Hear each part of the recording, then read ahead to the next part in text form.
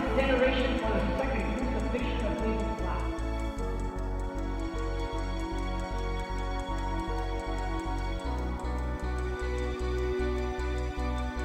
The time has come for action. The time has come to believe or don't believe.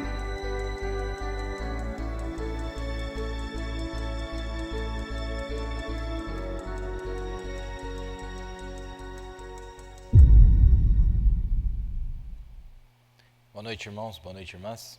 Mais uma vez, estamos aqui no Tabernáculo, em grande expectativa e também olhando adiante com grande alegria de compartilhar este momento aqui nessa noite de terça-feira, mais uma vez com vocês, nossos espectadores na internet, irmãos e irmãs que estão nos assistindo hoje. E mais uma vez agradecendo a audiência de vocês, as orações e o apoio que vocês têm dado para nós. As palavras de encorajamento. Muito obrigado do fundo do coração. Para nós é um prazer estar servindo vocês aqui no melhor possível, não é verdade? Então, nesta noite nosso tempo tem se encurtado de uma maneira muito brusca, vamos dizer assim. Parece que o tempo nunca agora está sendo mais suficiente. Então, nós estamos vivendo nos dias quase que como que nos dias de Josué, quando ele estava no encalço dos inimigos e ele teve que mandar parar a luz do sol no vale de Ajalon e naquele outro lugar para que ele pudesse concluir a sua obra. É assim que eu estou me sentindo nesses dias. Eu tenho certeza que é assim você está se sentindo nesses dias também. Parece que não sobra tempo para nós, por mais que você tenta dedicar e você ainda consegue, Deus tem provido para nós Deus tem nos provido uma maneira para que nós possamos efetuar o trabalho de uma maneira mais efetiva, mas mesmo assim parece que realmente só a eternidade vai ser capaz de nos prover aquilo que é necessário, o tempo necessário para nós entrarmos nessas profundidades, nessas grandes verdades que Deus tem nos trazido até aqui. É com muita satisfação que eu estou aqui nesta noite e, como eu disse para vocês, nosso tempo hoje vai ser, vocês vão ter que correr comigo, porque eu tenho um vasto caminho a percorrer, e se vocês me ajudarem, eu quero que vocês me acompanhem passo a passo do que nós vamos falar hoje. Está conectado com as lições anteriores e eu vou usar o quadro aqui hoje com vocês mais uma vez. Vocês têm as suas Bíblias, tenham aí o seu caderno de anotação ou o que quer que seja o seu computador, suas notas, para que nós possamos dar sequência. Antes de nós iniciarmos, quero dar uma pequena nota. Nós vemos hoje, irmãos, isso aqui é algo que eu quero dizer para vocês. Nós vemos hoje que muitas pessoas se preocupam com o fato de que a palavra de Deus trazida para nós na forma de sua mensagem talvez seja uma coisa difícil. Às vezes nós vemos ainda povo dizendo assim, olha, prega mais simples, porque as pessoas que estão aqui hoje são pessoas que não conhecem nada da mensagem. Meu irmão, se você ainda pensa desse jeito, eu não acredito que você está no caminho certo. Sabe por quê? Porque o homem que a palavra de Deus prega não é esse homem aqui. Não é esse homem aqui. Esta mensagem revelada, ele prega diretamente à alma, lá dentro. Aquele lá entende, ele ouve a voz. Por mais que o de fora possa parecer estar perdido, mas o de dentro entende a voz de Deus. Jesus disse assim, olha, as minhas ovelhas ouvem a minha voz, e a outros não seguirão. Agora, você lembra quando Pedro falou a Jesus a respeito, quando Jesus perguntou, quem vocês dizem que o Filho do Homem é? Quem ele é? E um disse que era Jeremias, outro disse que era Isaías, ou um dos profetas, etc. Não é? Mas quando Pedro disse a ele, tu és Cristo, o Filho do Deus vivo, imediatamente Jesus já deixou bem claro e disse, olha, não foi tua carne e teu sangue que te revelou. Em outras palavras, Deus não passou pela mente de Pedro, Deus foi direto ao coração de Pedro e ele disse assim, é sobre esta rocha que eu edificarei a minha igreja. Então, nós não estamos preocupados em este homem de cima entender tanto. Irmãos, aí dentro de você tem um representante aí, tem uma representação. Aí tem uma semente de Deus, e é essa semente de Deus que entende essa linguagem que nós falamos. Não se preocupe, porque um pouquinho mais tarde, conforme esta palavra vai crescendo no seu coração, ele vai trazendo o homem de fora, o homem exterior, à sujeição. E aí você começa a entender com o homem de cima. Entendeu? Não é tratar com o homem de cima para que o homem de baixo entenda. É tratar com o homem de baixo para que depois o homem de cima entenda. Não se preocupe. Então, você pode ver que o profeta, quando ele pregava, era uma mensagem estranha. Por quê? Porque eles estavam acostumados a pregações intelectuais. Nós não estamos preocupados em convencer este homem de cima, irmão. O diabo é melhor para fazer isso aí. Aqui nesse campo ele é melhor do que qualquer um. Mas nós falamos uma linguagem que o mundo desconhece, que o homem de cima desconhece. Nós falamos uma linguagem celestial, que o homem celestial, o homem que está lá embaixo, ele entende. Ainda que ele não consegue ainda, talvez, explicar para o homem aqui de cima, mas ele dá amém. Ele entende, irmãos. Tanto o incrédulo quanto o homem verdadeiro, quando a palavra de Deus se manifesta, a alma reage. Nós temos visto isso no nosso ministério, poderia dar vários testemunhos e até... Mas tudo bem, não vamos entrar lá. Eu só estou dando uma nota para vocês. E vocês pensem nisso. Então não se preocupe. Agora, antes de nós entrarmos no nosso tema também, houve uma pergunta que muitas pessoas fizeram já faz tempo. É uma pergunta bem simples, assim, mas ela tem um significado muito profundo. A pergunta é o seguinte, em Apocalipse 21, verso 8, onde diz assim, ó, mas quanto aos tímidos e aos incrédulos, e aos abomináveis, e aos homicidas, e aos que se prostituem, e aos feiticeiros, e aos idólatras, e a todos os mentirosos, a sua parte será no lago que arde com fogo e enxofre, o que é a segunda morte. E a pergunta é, quem são estes tímidos? O que é essa timidez? Quem são estes tímidos? Que aparece ali, que eles não entram no reino de Deus, não. E disse-lhes, por que sois tão tímidos? Está vendo aí? Por que sois tão tímidos? Aí na próxima frase, ele explica o que ele quer dizer com essa timidez. Ainda não tendes fé? Está vendo aí? Por que sois tão tímidos? Ele explica o que ele quer dizer na próxima frase. Ainda não tendes fé? Porque sem fé é impossível agradar a Deus. Sem agradar a Deus, não há galardão, não há casamento, não há uma união entre este homem e Deus. Então está muito fácil de entender. Ele diz, porque sois tão tímidos. Em outras palavras, a palavra original aqui realmente quer dizer medroso.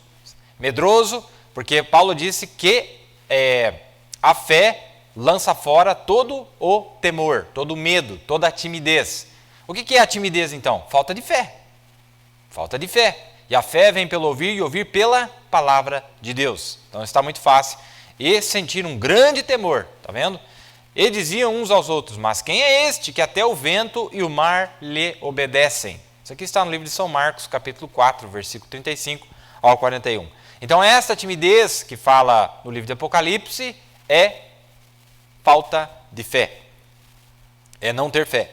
Deus não aceita ninguém que não tenha fé, irmãos. Sem fé é impossível agradar a Deus. Fé para o rapto, fé para vencer, fé para conquistar todas as portas do inimigo. É essa igreja que prevaleceria, que as portas do inferno não prevaleceriam contra ela. Tudo bem? Mais para o final, eu quero entrar em uma outra questão, mas eu quero ler mais algo para vocês aqui. Essa questão que eu quero deixar para o final, para não desvirtuarmos muito do assunto. Mas antes, eu quero dar mais uma pepita para vocês. O irmão Branham explica algo muito maravilhoso aqui na mensagem Como Posso Vencer, do dia 25 de agosto de 1963. Presta bem atenção, irmãos. Eu vou falar para vocês, a lição desta noite é maravilhosa, tá ok? Está conectado com os assuntos e se Deus me ajudar, Deus te ajudar, nós vamos atravessar uma grande área nesta noite, vamos cobrir uma grande área. Vocês sigam-me com atenção aí, porque é muito bom. Eu fui muito abençoado e eu espero que vocês sejam abençoados também. Na mensagem Como Posso Vencer, dia 25 de agosto de 63, no parágrafo 160, ele fala sobre 1 Tessalonicenses, capítulo 4, versículo 15, onde diz assim, presta atenção, presta bem atenção. E eu não conseguia, por muito tempo, eu mesmo não conseguia entender esse verso, mas eu achei aqui o profeta ele dá uma explicação simples e que vai ajudar você. Ele diz assim, no verso diz assim, pois isto nós vos dizemos pela palavra do Senhor, que nós que estivermos vivos e permanecermos. Bom, primeira coisa que eu quero arrumar aqui. Na Bíblia em português foi tirado essa parte e permanecermos. Mas no original diz assim: mas nós que estivermos vivos e permanecermos. Em outras palavras, quando chegar aquele dia, já não tivermos caído na apostasia. Quando chegar naquele dia, não tivermos nos desviado da verdade. Lembra as lições passadas? Que aquelas estrelas que não permaneceram no seu principado. Mas nós somos aquelas estrelas que permanecemos no nosso chamado. Sem cair, sem sair da ordem da constelação divina. Perfeito. Por isso nós vos dizemos pela palavra do Senhor que nós que estivermos vivos e permanecermos até a vinda do Senhor. Presta atenção, irmãos. Diz assim, eu vou usar uma outra palavra que é na inglês aqui para você entender melhor. Não frustrará aqueles que dormem. Não frustrará aqueles que dormem. 1 Tessalonicenses 4,15. Agora, o que quer dizer isso? O profeta vai explicar para nós. Olha só, olha que maravilha. Olha, notem, ele, nosso exemplo, venceu. E então ascendeu, depois que ele conquistou a morte, o inferno, doença, sepultura, tudo, ele conquistou. Então ele ascendeu e guiou o cativeiro e deu dons aos homens. Isso foi o Velho Testamento, com os santos do Velho Testamento que tinham vencido. Agora, presta atenção, irmãos. Ele está falando desses santos. Eles esperavam por tal pessoa. E eles morreram antes que esta pessoa chegasse. Eles esperavam por esta pessoa, mas eles morreram antes que esta pessoa chegasse. Mas quando a pessoa chegou, não foram frustrados aqueles que dormiram. Aqueles que dormiam. Em outras palavras, pelo fato de eles estarem dormindo no tempo da sua vinda, eles já tinham ido para o outro lado. Quando a vinda do Senhor foi manifestada na terra, isso aí não atrapalhou eles nem um pouquinho. Irmão, tem uma coisa maravilhosa aqui. Este mesmo evangelho, irmãos, que nós temos aqui, esta perfeição que tem chegado aos vivos primeiro, está penetrará na sexta dimensão. Você viu nas lições passadas que nós provamos pela Bíblia, pela mensagem, de que Jesus entrou no paraíso. Jesus, a palavra, entrou no paraíso e tirou eles de lá. Lá foi na primeira metade da 70ª semana. Foi naquela ressurreição, saindo do paraíso e indo à sexta dimensão. A minha pergunta para você é: a palavra será que vai ter que penetrar além do véu? A palavra perfeita, não a palavra parcial. A palavra perfeita. Quem é a palavra perfeita? Quem é Cristo? Ela, é Ele. É os santos que vêm até nós? Ou é nós que vamos até os santos para tirá-los de lá? Foi os santos que subiram à presença de Deus? Ou foi Deus que desceu à presença dos santos? Olha o que o profeta está dizendo aqui. Olha, e eles morreram antes que ela chegasse, antes que essa pessoa chegasse. Mas quando essa pessoa chegou, não foram frustrados aqueles que dormiam. Amém? Olha, o profeta diz, você não perde de jeito nenhum. Viva ou morra, que diferença faz? Não frustra, tá vendo? Eles esperavam por aquilo. Mensagem Como Posso Vencer, dia 25 de agosto de 63. Agora, quer uma coisa mais preciosa? Muitas pessoas falam daquele período de 30, 40 dias, e o profeta menciona, a Bíblia mostra para nós, onde nós veremos os santos. Irmãos, quando nós virmos os santos não estarão transformados ainda. Não, Senhor. Eu vou mostrar na Bíblia para vocês, e é por isso que o profeta explicou isso. Quando nós vemos os santos aqui ainda, eles não estão transformados, significando que eles ainda estão em forma teofânica, não em corpos glorificados. Vamos ler a Escritura para provar isso? 1 Coríntios 15, verso 51. Olha, Paulo dizendo, eis aqui vos digo um mistério. Na verdade, nem todos dormiremos, mas todos seremos transformados. Espera aí, Paulo. Espera aí, irmão Paulo. Vai ter um grupo vivo e vai ter um grupo que já terá dormindo no tempo da sua vinda. Mas Paulo está dizendo, vai ter um vivo e vai ter um que dormiu. Mas tanto esse que está dormindo e esse que está vivo, os dois serão transformados, os dois grupos. E que transformação é essa? Corpo glorificado. No próximo verso, agora vai explicar certinho. Olha, no momento, num abrir e fechar de olhos, ante a última trombeta. Porque a trombeta soará e os mortos ressuscitarão incorruptíveis, vírgula, e nós seremos transformados. Está vendo a sequência das Escrituras? Olha, primeiro eles ressuscitam incorruptíveis. Está vendo aí? Eles aparecem aqui na forma incorruptível. Depois que eles aparecem aqui na forma incorruptível, ainda falta uma transformação para eles e para nós. E nós seremos transformados. E quando nós formos transformados, nós vemos a Jesus. Lembrem-se, a sequência das Escrituras, segundo as palavras do profeta Paulo e o profeta William Branham, na mensagem O Rapto, ele disse, a sequência do rapto é que nós vamos ver eles primeiro, eles ressuscitam primeiro, eles nos veem primeiro e depois, todos nós juntos, veremos a Jesus. Não o contrário.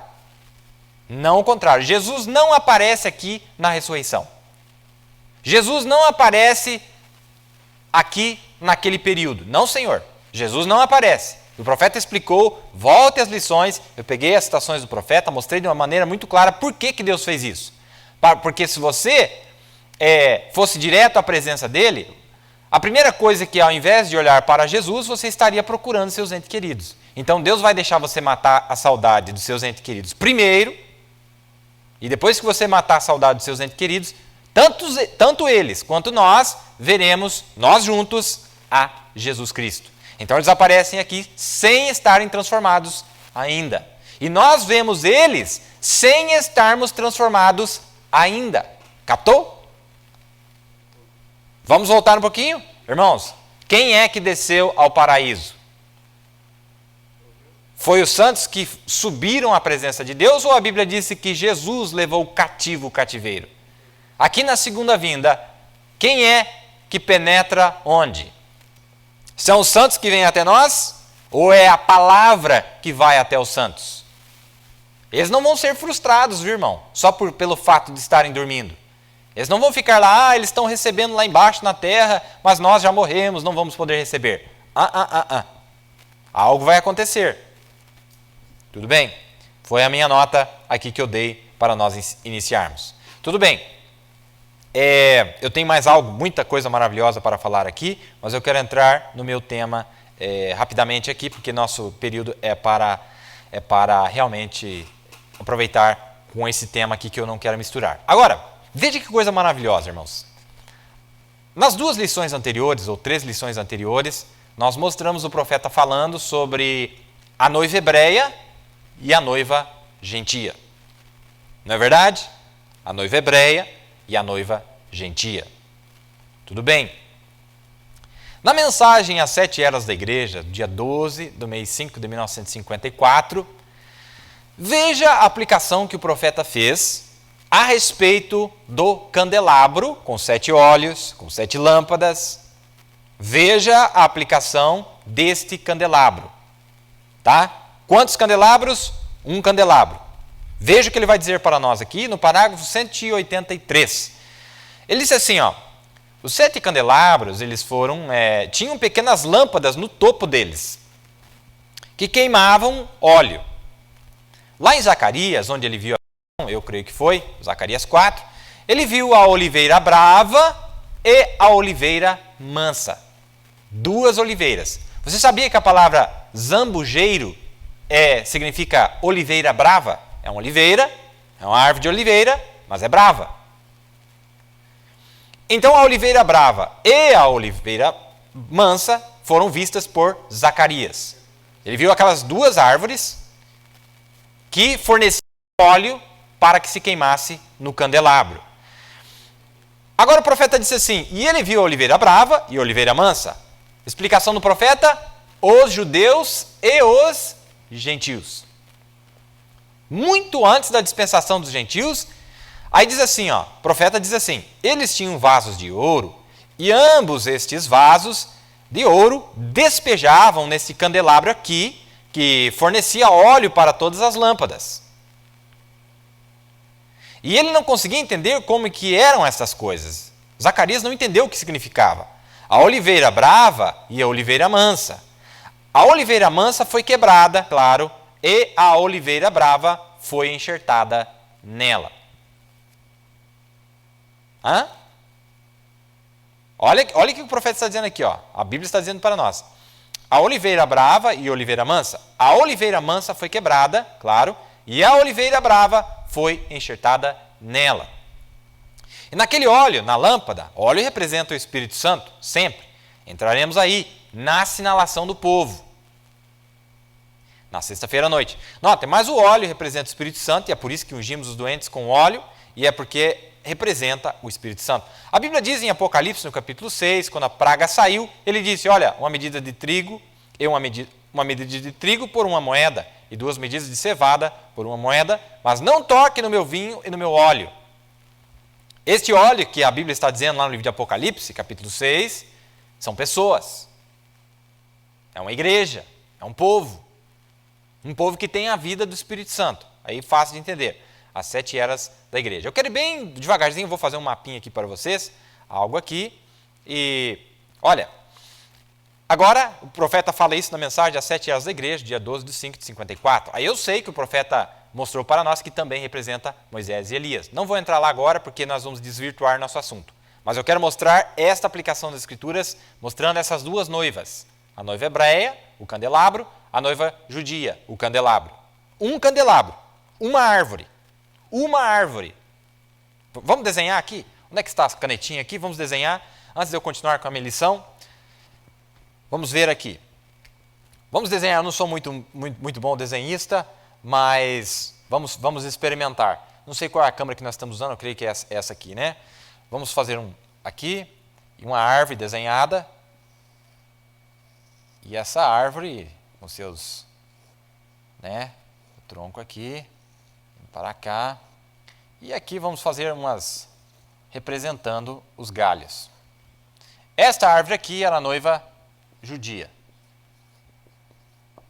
Era a árvore de oliveira que fornecia o óleo. O óleo saía dela aqui, entrava, o óleo saía daqui, a vida saía aqui. E entrava aqui, um tubo, vamos ver se eu consigo desenhar aqui. Entrava num tubo aqui, embaixo, e aqui a gente tem o principal, depois mais um aqui, Vamos ver, 1, 2, 3, 4, 5. Vamos arrumar isso aqui, que são mais, né? São 7. Meu candelabro está aqui para vocês entenderem. Então aqui, vamos desenhar uma chama.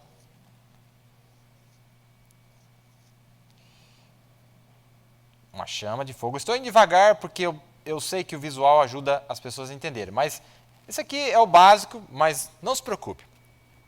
Aqui está o candelabro. A seiva que saía dessa oliveira aqui é o que fornecia a luz da noiva hebreia, o povo hebreu, os grandes heróis da fé. Não é verdade? Mas Paulo disse, vamos ver aqui no livro de Paulo, deixa eu pegar minha Bíblia aqui, no livro de Paulo, em Romanos, livro de Romanos, vamos ver aqui. Essa lição é muito maravilhosa, porque você vai ver onde é que vai dar isso aqui, meu irmão. Você me acompanha com atenção. Eu garanto que cada momento gasto na presença de Deus, da sua palavra, não existe nada que possa fazer um melhor pagamento para você, tá bem? Romanos 11 diz assim, ó, a partir do verso, deixa eu pular um pouco aqui, a partir do verso 17, diz assim, e se alguns dos ramos foram quebrados, e tu, sendo zambujeiro, foste enxertado em lugar deles, e feito participante da raiz e da seiva da oliveira, Paulo está falando dos gentios. Falou, olha, foi cortado. Lá na metade da semana de Daniel, da última semana de Daniel, Deus cortou essa árvore. Vamos cortar a árvore aqui? Vamos cortar. Está vendo? Essa é a árvore hebreia. Ele corta a árvore, arranca, esparrama aqueles galhos para os 4 cantos da terra, né? Os judeus foram esparramados pelo Império Romano, e vai lá e corta até embaixo. E no lugar, Deus colocou um galinho bem pequenininho do zambujeiro bravo. Isso aqui começou a crescer durante as eras, foi crescendo, crescendo, crescendo, crescendo. Pouco tempo depois, aqui estava essa grande árvore, esse grande povo de Deus que está esparramado também nos 4 cantos da terra. E aqui nós temos esta árvore, né? Vou desenhar aqui de volta essa árvore, só que agora não é mais a igreja judia, é a igreja gentia. Tá, mas lembre-se, aqui eu vou fazer um corte aqui, ó, simbolizando o quê? Esse toco aqui é judeu. Aqui vamos fazer umas raízes aqui para baixo, né? Umas raízes. Toda essa vida que estava aqui embaixo era a igreja judia.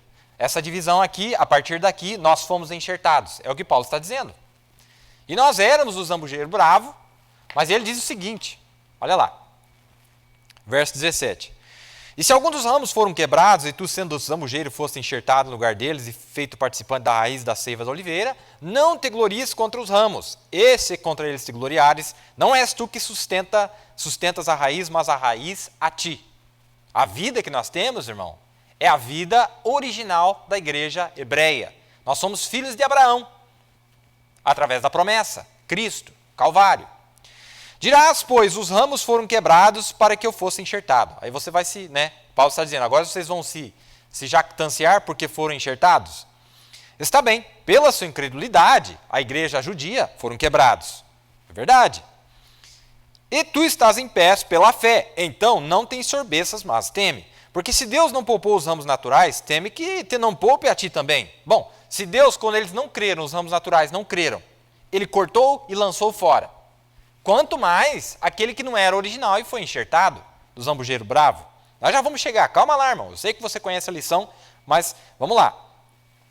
Jesus mandou Pedro alimentar as ovelhas e os cordeirinhos, né? Então, olha, porque se Deus não poupou os ramos naturais, teme que não poupe também. Considera, pois, a bondade e a severidade de Deus para com os que caíram, severidade para contigo e benignidade de Deus. Se permaneceres na sua benignidade, de outra maneira também tu serás cortado. E também eles, se não permanecerem na incredulidade, e também eles, se não permanecerem na incredulidade, irmão, e aqueles 144 mil não vão permanecer na incredulidade. Serão enxertados, porque poderoso é Deus para os tornar a enxertar. Porque se tu fosse cortado da natural zambujeiro, da oliveira brava, e contra a natureza enxertado na boa oliveira, quanto mais estes que são naturais serão enxertados na sua própria oliveira. O que Paulo está ensinando para nós? Aqui agora eu vou desenhar. Isso aqui simboliza um galho. Um galho cortado, lançado ao chão, lançado aos 4 cantos da terra. Deus colocou nós, aí o profeta disse assim, olha, o rapto vai transplantar esta árvore para o palácio de Deus.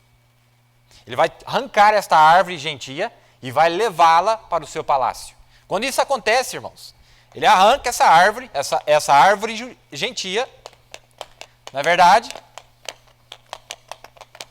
E agora, quando ele traz de volta os galhos, irmãos, quando ele está trazendo de volta os galhos, ele não está trazendo só os galhos. Ele não vai colocar só um galho aqui, os 144 mil judeus. Não. Daniel 12, nós lemos na última lição, mas todos que estiverem inscritos no livro da vida serão libertos, serão livrados, serão entregues. Em outras palavras, aquela árvore, irmão, hebreia, está lá na 6ª dimensão, está lá vivinha como nunca, e o que Deus vai fazer?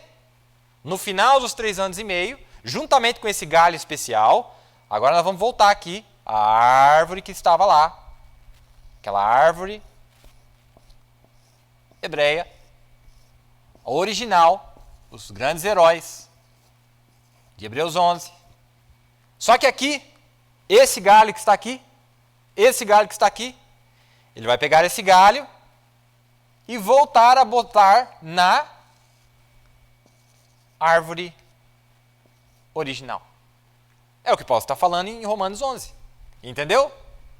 No final dos 3 anos e meio, junto com 144 mil, com a velha árvore hebreia, os grandes heróis da fé que estão na sexta dimensão, ele pega toda essa árvore e coloca dentro do palácio, exatamente onde já se encontra a noiva gentia. Que coisa maravilhosa, irmãos. Já vou mostrar para vocês por que eu fiz esse mapinha. Então, esse galho aqui volta para a árvore original, tá ok? Volta para a árvore original, aqui não tem mais linha divisória, porque é a mesma árvore que havia sido levada à presença de Deus, como falamos na lição passada, foi tirada do paraíso, preservada por Deus naquela ala, levada para a presença de Deus, revestida. Que coisa maravilhosa, irmãos. Foi levada à presença de Deus, a árvore, é por isso que tem 2 noivas. Vamos detalhar mais algo aqui, vamos ver o que Deus pode fazer por nós, não é verdade? Tudo bem. Olha, então ele diz isso na mensagem às 7 eras da igreja, mostrando que aquelas 2 árvores de oliveira, como eu expliquei para vocês, tanto aquela quanto essa, aquelas 2 árvores, tanto a gentia e também a judia, porque é uma árvore só, viu? É uma árvore só. É uma árvore só. Porque tanto eles quanto nós estamos em Cristo. Abraão dormiu em Cristo. Isaac dormiu em Cristo. Jacó dormiu em Cristo. Paulo dormiu em Cristo. Irineu dormiu em Cristo. Seus grupos dormiram em Cristo. Todos nós estamos em Cristo, que é a árvore. E ele disse assim, olha, leia a mensagem da restauração da árvore noiva. Esta árvore é Jesus. É que Jesus, ele é masculino e feminino. Porque nós estaremos assentados com ele no seu trono. No trono de Davi, durante o milênio. Tudo bem? Então somos nós, esses 2 grupos que estarão lá. A noiva hebreia e a noiva gentia. Maravilhoso isso aqui. Então essas 2 árvores, nos seus dias, no dia dos judeus, eu coloquei o inverso aqui. E também depois vai voltar dos gentios, volta para os judeus dos 3 anos e meio. Forneceram a luz para o candelabro. E nos dias dos judeus, volta durante os 3 anos e meio com a luz do candelabro. Que coisa maravilhosa, né? Tudo bem. Até aí, muito fácil de entender. Não há dúvidas, não é verdade? Agora, eu quero mostrar algo para vocês. Vamos ver aqui. Vamos ver se Deus pode me ajudar aqui. Há algo tremendo que eu quero mostrar, está no livro de Apocalipse, capítulo 22, e eu quero ler algo para vocês aí. Abra comigo aí Apocalipse, capítulo 22, e eu quero voltar a dizer para vocês, Apocalipse, capítulo 22, é no milênio. Quando se refere ao povo de Deus, aos redimidos, à noiva hebreia, não estou falando da terra, eu estou falando do povo de Deus. Estou falando da noiva hebreia e da noiva gentia. Quando eles aparecem, olha como eles aparecem aqui no milênio. E mostrou-me o rio puro da água da vida, claro como cristal, que procedia do trono de Deus e do Cordeiro. No meio da sua praça, e de um lado e de outro lado do rio, quem que estava lá? A árvore da vida, que produz 12 frutos, dando seu fruto de mês em mês, e as folhas da árvore são para a cura das nações. Para a cura das nações. Agora capta isso aqui. Essa árvore, irmão, é uma árvore só, o profeta disse. Essa árvore que nós falamos aqui é uma árvore só. Porque ele é Deus tanto dos judeus, dos samaritanos e dos gentios. Um Cristo e um povo. Tá vendo? Tudo bem. Então agora nós vemos ali esta árvore localizada,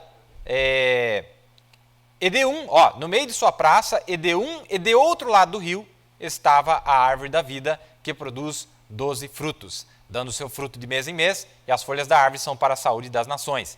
Quantas tribos existem? Quantas tribos são? 12 tribos de Israel. Não é?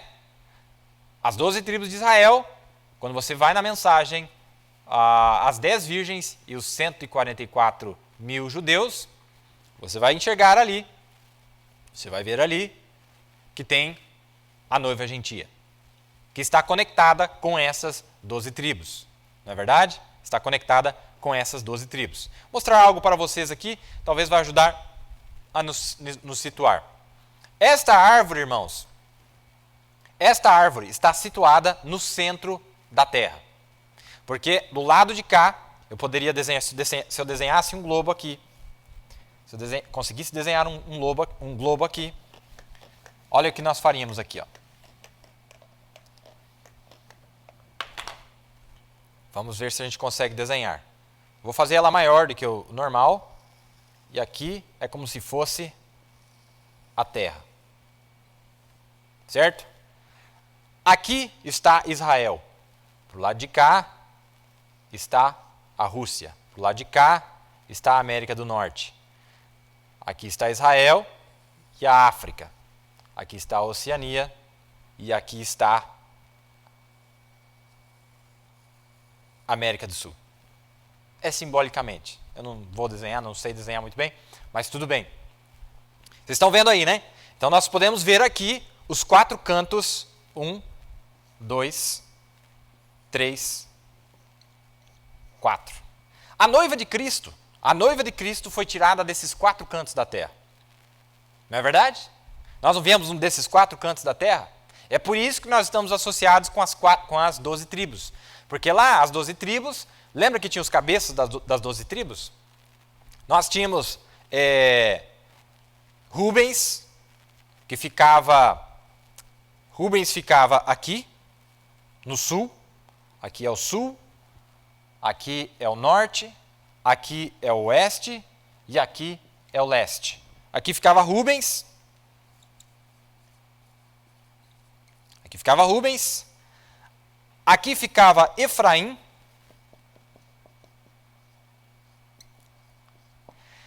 Aqui ficava Dan.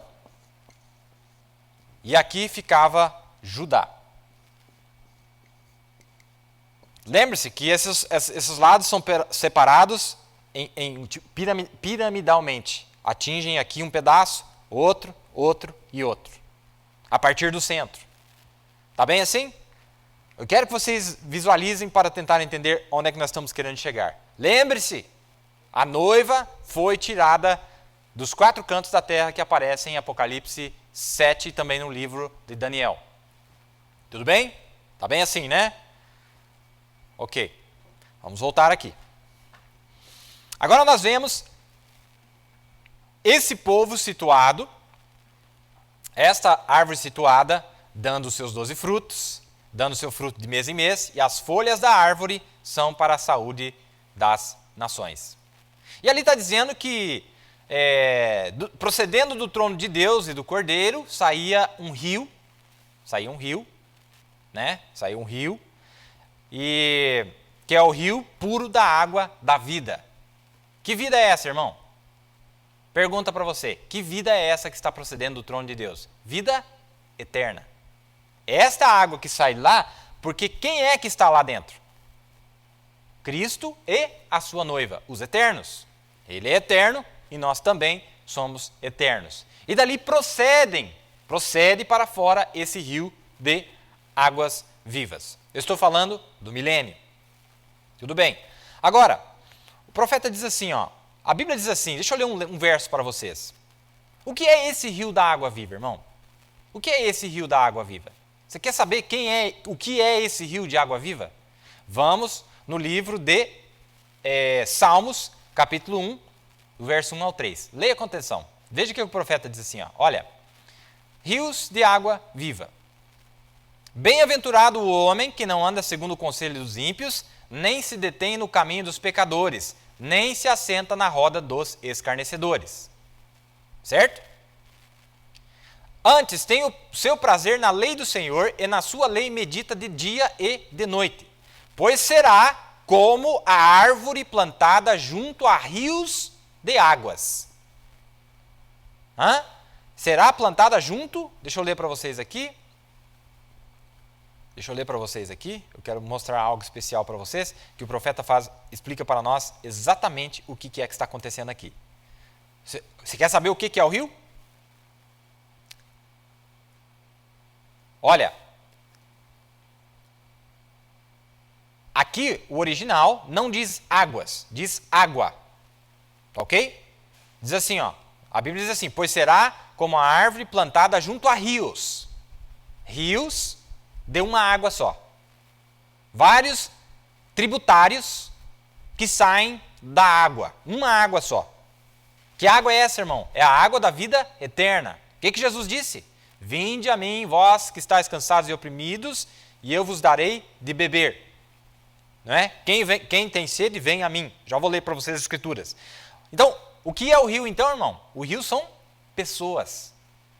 O rio, na Bíblia, em termos bíblicos, significa pessoas. Olha o que diz ali. Pois será o homem aí. O que a Bíblia está dizendo para nós, irmãos? Sabe por que as pessoas não têm fé, não têm vitória, não têm uma vida vitoriosa? Porque o lugar onde eles estão plantados é o lugar errado. O lugar onde eles comungam, o lugar onde eles têm companheirismo, é o lugar errado. Mas a Bíblia está dizendo, bem-aventurado o homem que não anda segundo o conselho dos ímpios, nem se detém no caminho dos pecadores e nem se assenta na roda dos escarnecedores. Você não vai ter essa vida. Mas se você for transplantado, se você for tirado de lá e você for plantado junto a rios, junto a pessoas, rios de água viva, uma água só. Entendeu? Então tudo depende onde você está. Esses dias o irmão Eres e o irmão Leonel estávamos conversando, onde fala sobre a terra boa. Caiu em terra boa, produzia 30, 60 e 100. Mas claro, o que adianta uma terra boa se o rio de água, os rios de água viva não está próximo para dar as condições para essa terra produzir? Entendeu? Então, agora, olha o que o irmão Brando vai dizer aqui, irmãos. Capta isso aqui, nós estamos falando de algo muito tremendo. Estamos falando de algo aqui tremendíssimo. Olha, pois será como a árvore plantada junto a rios de água. Está falando de quem? Homem, mulher, filho, filha, filhos de Deus, pessoas. Já vamos minuciar isso aqui. A qual dará seu fruto no seu tempo. As suas folhas não cairão e tudo quanto fizer prosperará. Então, o que é o rio? Pessoas. O que é a árvore? Pessoas. Irmão, o rio ou os rios é a vida que passa pela árvore. É o espírito daquelas pessoas que produzem esses frutos. Deixa eu mostrar para vocês. Da onde que vem, irmãos? Da onde que vem a vida dessa árvore? Da onde que vem a força dela? Da onde que vem a vida dela para ela poder dar esses frutos e as suas folhas nunca secarem? É porque a vida que está nela, quem é a vida? A água. A água representa a vida. O Espírito que está nela, o Espírito Santo, a água que está vindo debaixo do trono de Deus, é o que dá a condição a elas de ter o companheirismo certo, o gozo certo, a doutrina certa e a seiva certa. Tem que estar plantada junto a rios. Tem que estar junto a pessoas que têm o Espírito Santo. Tá, mas então você podia pregar aqui. Precisava nem falar mais da minha lição aqui. Podia entrar. Mas, irmão, você vai captar. Você está captando. Não é verdade? Junto a rios de água. Junto a rios de água. Uma água só. A mesma água que eu bebi é a mesma água que você bebeu. É a mesma água que Abraão bebeu. É a mesma água que Isaac bebeu. É a mesma água que William Branham bebeu. Jesus disse, irmãos. Olha aqui, o que Jesus disse? Jesus disse em São João 7, 38 e 39. Ele disse assim, quem crê em mim, como diz a Escritura, rios de água viva correrão do seu ventre. Está vendo? De dentro dele, a vida que está nele. Ai, meu irmão. Você quer ver o que o profeta disse para nós aqui? Eu não ia falar isso aqui hoje, mas eu estou vendo a puxada do Espírito aqui. Eu vou ler direto para vocês aqui. Capta comigo aí, meu irmão. Vai lá, me ajuda aí. Olha, agora notem. As maiores obras é para ter o poder na igreja. Não apenas para curar o doente por oração, expulsar demônios por oração, mas para compartilhar vida eterna. Espera aí, irmão Brando. Compartilhar vida eterna para crentes. Espera aí, vamos ver se nós estamos entendendo esse negócio aqui. A Bíblia está dizendo para nós, e o irmão Brando está confirmando para nós, que quem tem vida eterna pode dar vida eterna? Sim. Olha o que Jesus disse aqui em São João 7, 38, 39. Quem crê em mim, como diz a Escritura, rios de água viva correrão do seu ventre.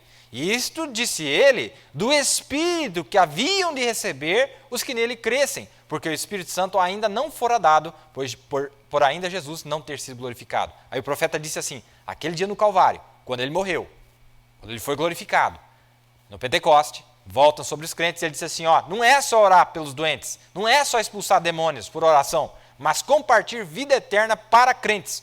O Espírito Santo estava vindo e foi dado nas mãos da igreja para compartilhar vida. É isso que significa o Calvário.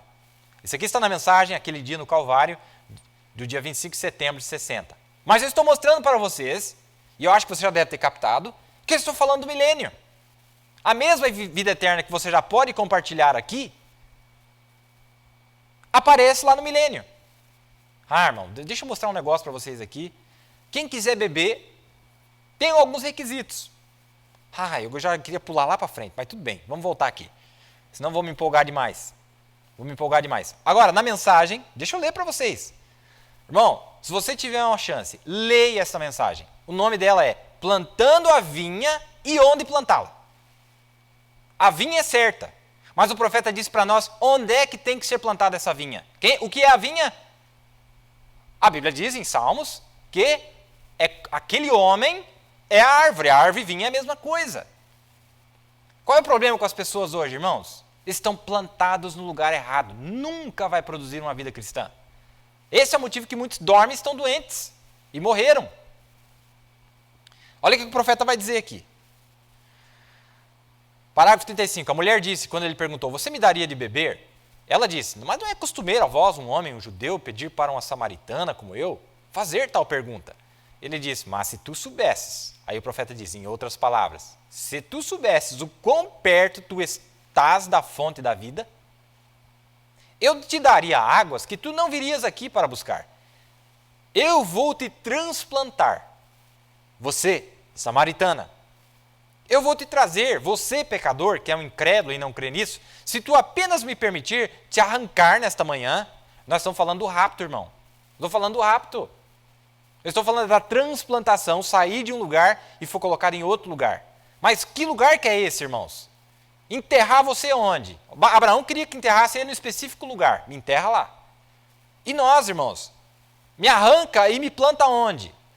Me plantar onde, irmão? Junto aos rios de água. Mas quem são esses rios? Bem-aventurado é o homem que não se assenta na roda de escarnecedores. Já estou pregando, né? Espera aí, vamos voltar aqui. Se tu apenas me permitir te arrancar nesta manhã, ele disse, eu te plantarei junto aos rios de água, eu te porei numa posição, pelo batismo do Espírito Santo, que tu crerás em cada palavra que eu digo que é verdade. Se tu apenas me permitir te arrancar nesta manhã, tu serias um bom galho. Tu não pertences naquela vinha brava. Esses velhos judeus, fariseus, saduceus, não é teu lugar. Aí ele diz, você pertence aqui, então me deixe te arrancar e te plantar no meu nome ao lado dos rios, cada tributário da palavra de Deus. Irmão, peraí. Tributário da palavra de Deus? Está vendo? Rios, plural, de água viva. E a Bíblia está dizendo que rios aí são pessoas. Porque Jesus disse, de dentro dessas pessoas é de onde aparecem esses rios. Onde é que você quer estar plantado, irmão? Você quer estar plantado do lado do poço de Jacó? Minguando água? Olha o que o profeta vai dizer aqui. Onde cada palavra de Deus é verdadeira. Falando desses tributários. Irmão, eu quero ser um tributário. Cada tributário da palavra de Deus, onde cada palavra de Deus é verdadeira, cada promessa divina é a verdade, e eu te plantarei junto aos rios de uma água, um Deus. E tu trarás fruto em sua estação, tuas folhas não secarão, e tudo que fizeres prosperarás. Tu estarás onde não há outro lugar para ficar. Tu permanecerás mesmo assim, sabendo que Deus fez a promessa. Deixe-me te arrancar, ele disse, e plantar bem aqui junto a esta água que você não tem que correr para esses lugares de credos e lugares denominacionais para achá-la. Você não consegue achar lá mesmo. Essa água aqui, irmão, você não acha lá. Deixe-me te arrancar daqui desse velho poço aqui, onde você tem que pegar baldes de latão e uma barulheira. O profeta que está dizendo, uma barulheira, e discutir, e tomar um pouquinho, e voltar e tomar um pouquinho. Eu te darei vida eterna, gozo como um poço borbulhando a vida eterna. Plantando a vinha e onde plantá-la. Agora eu quero chamar a atenção para vocês aqui, algo. Eu quero conectar com algo aqui. Você está vendo onde é que está situado aqui no coração? Israel está no centro do mundo? Olha como que está no centro do mundo aqui. Ó. É tudo a mesma distância. Tá vendo? Agora, tá vendo que aqui tem mares? Aqui tem mares. Mar. Para tudo quanto é lado tem mar. Pois é, mas aqui tem um rio. E ele emana água sem parar. Debaixo do trono de Deus. O que são rios? Aqueles que têm vida eterna. E eles estão aqui. E através dessa água, eles produzem o fruto. Espero que você esteja captando. O rio e a árvore. Jesus disse, se você crê, de dentro de você vai sair esse rio. E quem quiser beber, o que acontece com eles? Tudo bem. Tudo bem. Você viu ali, né? Os mares ao redor e o rio lá. Maravilhoso, não é? Agora, deixa eu pegar minha Bíblia aqui. Onde é que eu deixei minha Bíblia? Está aqui. Deixa eu pegar minha Bíblia aqui para vocês. Deixa eu mostrar algo. Me siga com atenção. Vamos lá no livro de Ezequiel, que é essa minha escritura. Livro de Ezequiel, capítulo 47.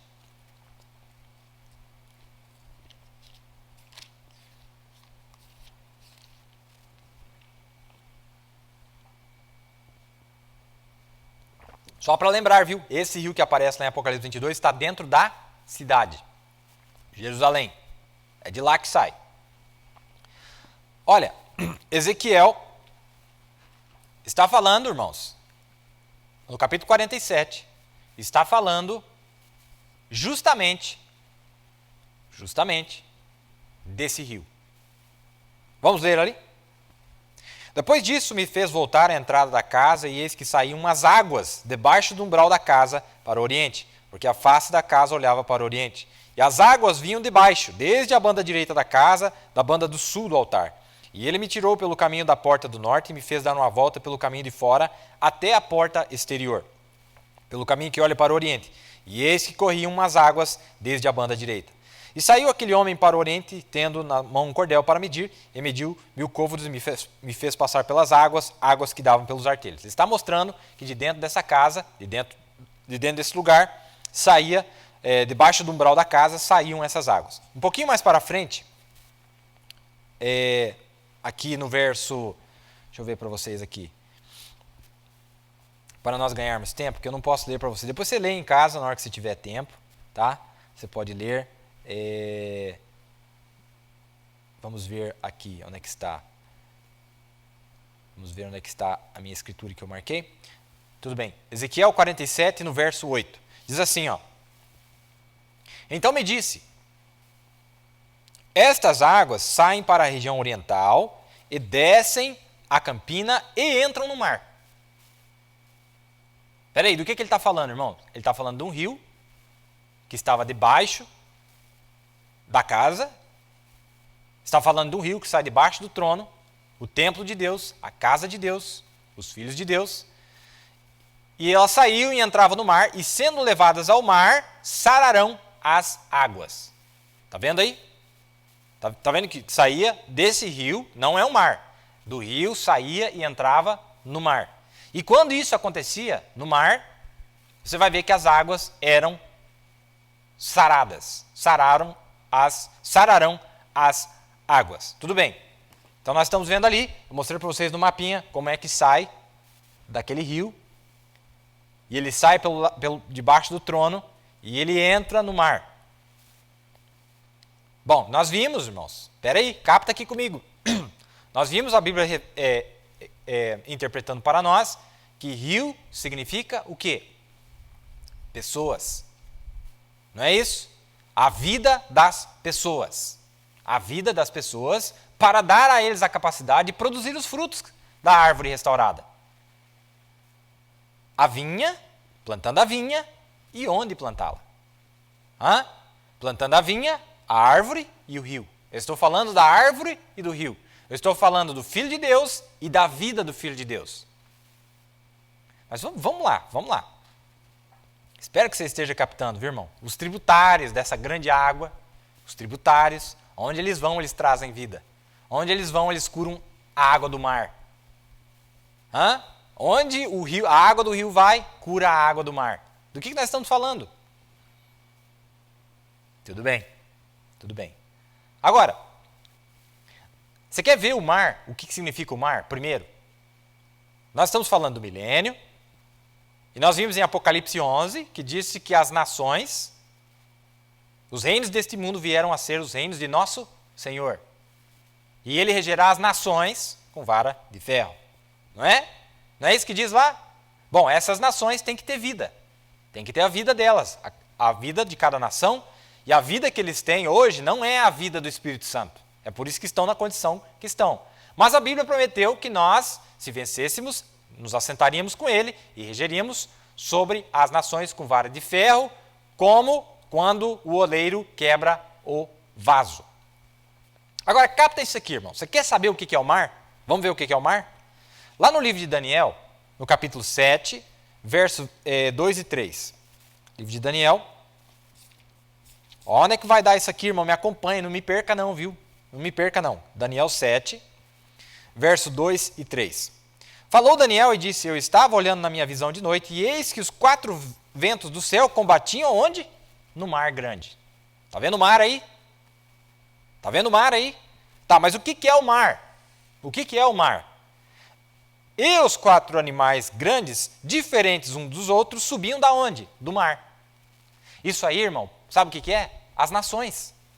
Porque cada um daqueles animais representava uma nação. Em outras palavras, da natureza, do espírito, da vida daqueles povos, de cada um daqueles povos, saía uma nação com a característica distinta. Está entendendo? Vamos provar que realmente são povos? Vamos provar que realmente são povos? Olha lá em Apocalipse 17 para você ver.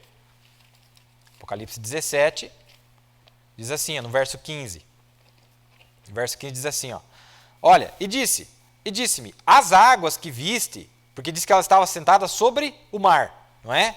Diz assim, ó, e as águas que viste, onde se assenta a prostituta, são povos e multidões e nações e línguas. E agora, lá no livro de Daniel, está revelando que destas águas foram formadas as nações. Desses povos vieram as nações. E aparecem aquelas 4 nações. Mas agora, na visão do milênio, em Apocalipse 47, você fala, irmão Billy, milênio? Milênio. Estou falando milênio e eu vou provar para vocês, o profeta fala. Ezequiel 47 é no milênio. O que aparece lá? Aparece esse rio, e aparece esse rio descendo até o mar, e onde a água desse rio atingia, curava as águas. Certo? Que coisa maravilhosa, hein? Quer ver mais uma escritura? Quer ver mais uma escritura? Daniel. Vamos ver aqui, não. Calma lá, vamos com calma. Nós vimos o mar aqui e nós vimos... Eu estou falando de 2 coisas. Nós estamos falando... Vamos voltar a repetir aqui. Vamos apagar um pouco essas linhas aqui para não confundir vocês aí que estão assistindo. Aqui eu só estava mostrando que realmente é a mesma distância, não é? E então aqui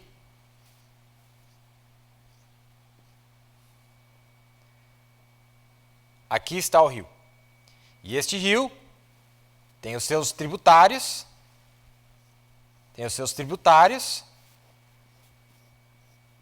e onde eles alcançam a água do mar,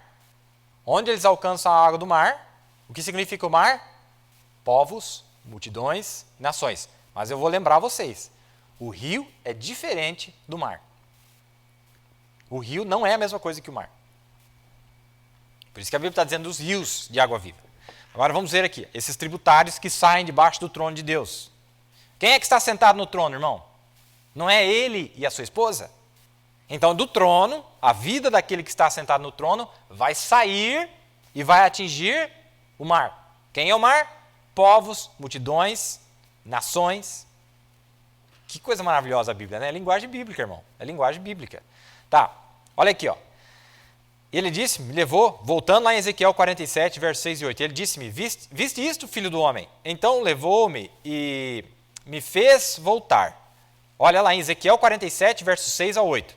E disse-me, viste isto, filho do homem? Então levou-me, isso quando ele mediu a água lá, foi mostrando que estava mais fundo, mais fundo, mais fundo. Quando ele volta para a barranca do rio lá, para as margens do rio, aí ele diz assim, ó, me fez voltar para a margem do rio, e tendo eu voltado, eis que à margem do rio havia uma grande abundância de árvores.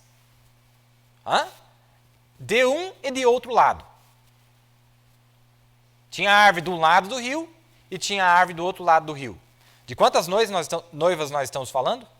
2 noivas. Um rio só, abastecendo, dando vida à noiva hebreia, vida eterna, à noiva hebreia, vida eterna, à noiva gentia. Nós vimos ali a mesma árvore, não era? A mesma árvore, a mesma vida. E agora nós vemos aqui dos 2 lados do rio, árvores. Olha aqui, ó. De um e de outro lado. Então disse-me, estas águas saem para a região oriental e descem ao deserto e entram no mar. E, sendo levadas ao mar, as águas tornar-se-ão saudáveis, curarão as águas. Eu espero que você esteja entendendo, irmão. É muito maravilhoso isso aqui. Tudo bem. Isso aqui está em Ezequiel. Nós mostramos no livro de Daniel para provar. E agora, veja que coisa maravilhosa o profeta disse na mensagem. O princípio e o fim da dispensação gentílica. Sabe o que Daniel viu, irmãos? Na visão?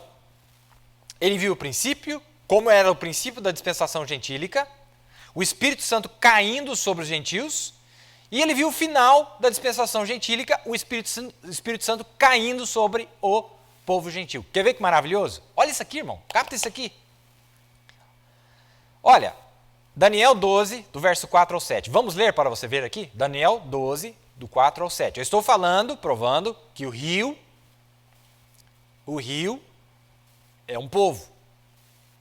Rios de uma água só, tributários, mas é um rio só, uma água só, que tem os seus tributários. E tu, Daniel, encerra estas palavras e sela este livro até ao fim do tempo. Muitos correrão de uma parte para outra e o conhecimento se multiplicará. Ele diz, o conhecimento se multiplicará? Então eu, Daniel, olhei e eis que estava em pé outros 2, um deste lado, à beira do rio, e o outro do outro lado, à beira do rio. E ele disse ao homem vestido de linho que estava sobre as águas. Está vendo? Um homem estava vestido de linho em cima das águas, certo? Este homem que estava vestido de linho em cima das águas, aí o profeta para, 3 pontinhos, e diz assim, ó, povos e multidões, o Espírito Santo sobre o povo. Oh, aleluia! Águas do rio. Está vendo que diz águas do rio aí? Não é isso que diz em Daniel 12 aí? Daniel 12, no verso... Deixa eu ler aqui certinho, pegar na minha Bíblia. Daniel 12, ó. Eu ouvi, no verso 7, e ouvi o homem vestido de linho que estava sobre as águas, está vendo aí? Do rio. Quando levantou a sua mão direita e a sua mão esquerda do céu. Porque daquele rio, irmão, saíram os tributários. Está vendo que Jesus disse que rios de água viva sairiam deles? Mas quando você bota esse povo esfarmado nos 4 cantos da terra, o que acontece? É água para todo lado. É a mesma água, um rio só.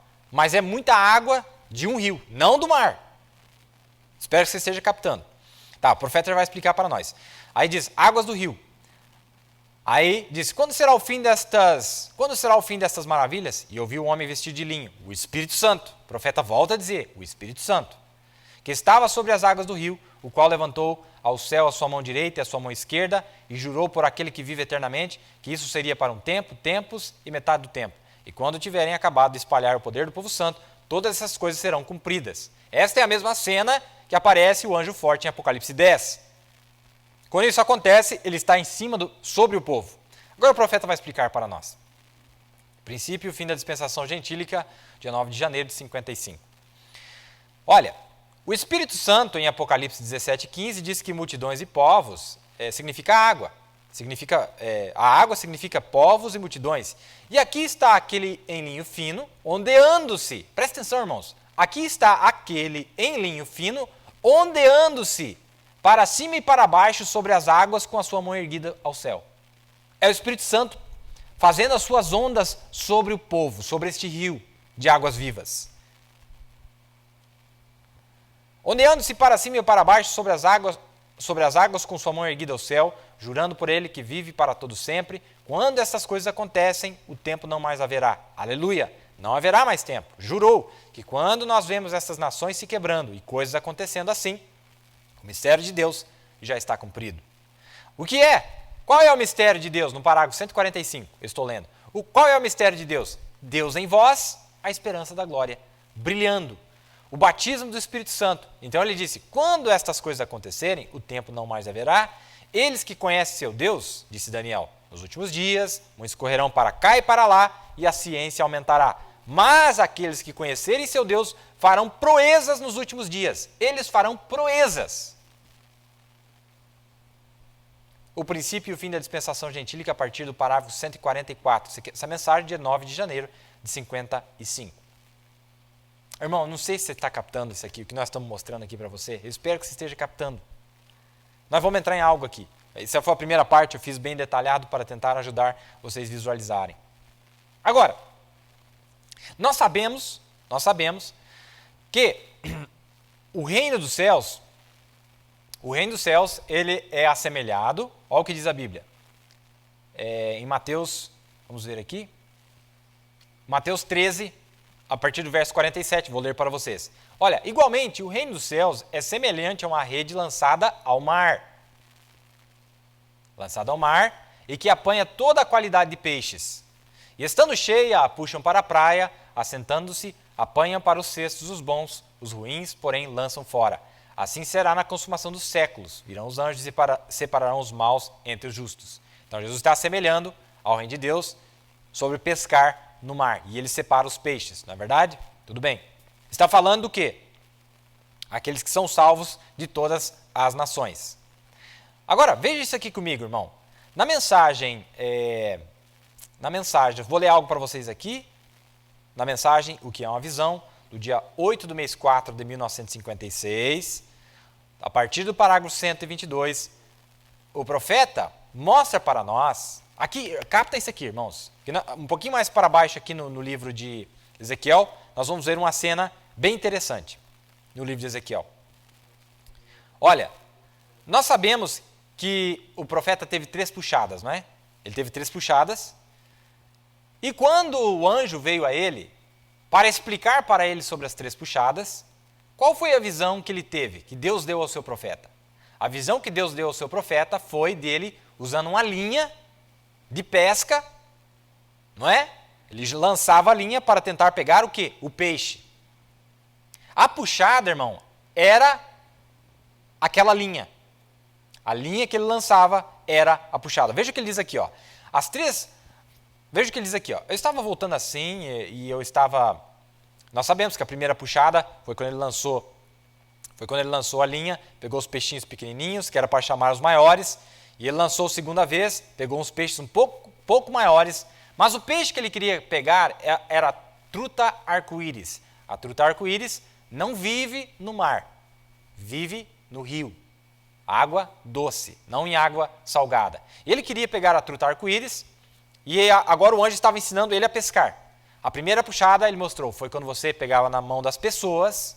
Então aqueles peixes representavam pessoas, não é isso? Peixe representa pessoa. Acabamos de ler na Bíblia aqui, onde a Bíblia diz que o reino do céu se assemelha ao quê? A um homem que saiu a pescar peixes. E ele pega todo tipo de peixe, mas ele fica com os bons e lança os maus fora. Não é? Lembra quando Jesus veio para Pedro e disse, eu te farei pescador de homens. Pescar. Mas nós estamos falando do rio e nós estamos falando do mar. Diferente. E nós vimos que a primeira puxada foi os peixinhos pequenininhos, onde ele pegava, discernia através as doenças físicas, através da sua mão.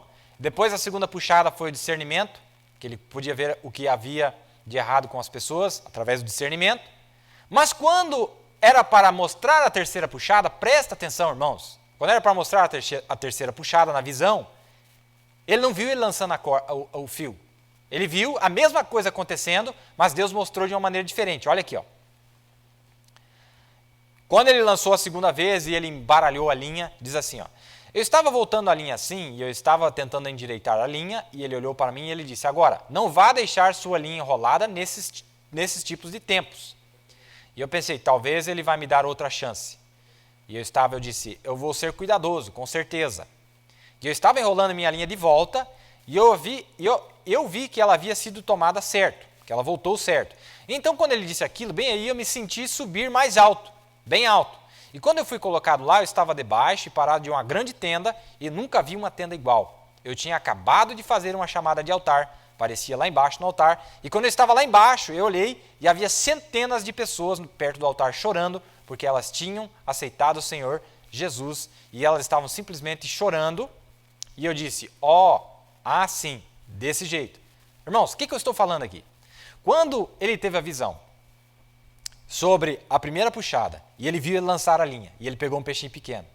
Aí ele viu sobre a segunda puxada, ele lançou a linha de novo, quando ele atraiu os peixes maiores, e agora o profeta disse assim, eu pensei que ele ia me dar uma outra chance, porque o peixe que ele queria pegar eram os maiores, a truta arco-íris. Só que ele não viu isso acontecer, ele não viu quando ele lançou a linha e pegou, mas, agora nessa visão da tenda, ele vê o peixe que ele queria ter pego, ele vê o cristão que ele gostaria de ter trazido para o rio, ele vê os filhos convertidos de volta da maneira que ele queria, não o peixinho pequeno, não a primeira puxada, não a segunda puxada, ele queria a terceira puxada, manifestada no povo. Quando ele queria ver Deus dando uma chance para ele, ele não viu. Ele não viu ele jogando a linha, apesar de ele ter jogado. Deus abriu a palavra através do seu profeta. Mas o que ele viu? Ele viu o cumprimento, ele viu o peixe fisgado. Você quer ver quem é o peixe fisgado, irmão? Quer ver quem é a truta arco-íris? Sabe por que arco-íris? Porque tem as 7 cores, tem as 7 mensagens, tem os 7 selos, tem as 7 revelações, tem as 7 virtudes. Meu irmão, quando ele olhou, que ele queria ver a truta arco-íris, ele falou, eu pensei que ele ia me dar uma chance. O que ele viu? Bom, vamos ver quem é essa truta arco-íris.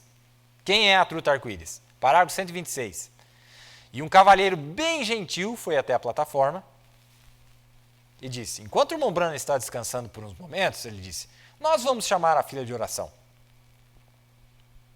E disse, todos com o cartão começando pela tal, fiquem aqui à direita. Bem, e eu notei a fila de oração, parecia que ela ia ao redor de toda a tenda e lá na rua, tamanha era a linha de oração. Irmão, capta isso aqui. Sabe o que é a linha do anzol?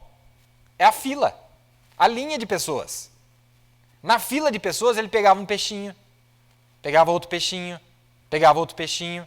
Na segunda fila, que também era gigante, as duas filas, a primeira era gigante, lançou lá longe, lá no meio do rio, lá, longe. E ele pegou uns peixinhos desse tamanhozinho.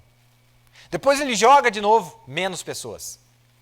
Mas não é esse que eu quero. Eu quero pegar aqueles que estão lá dentro, lá no rio, lá, ó, a truta arco-íris, os que têm as 7 cores.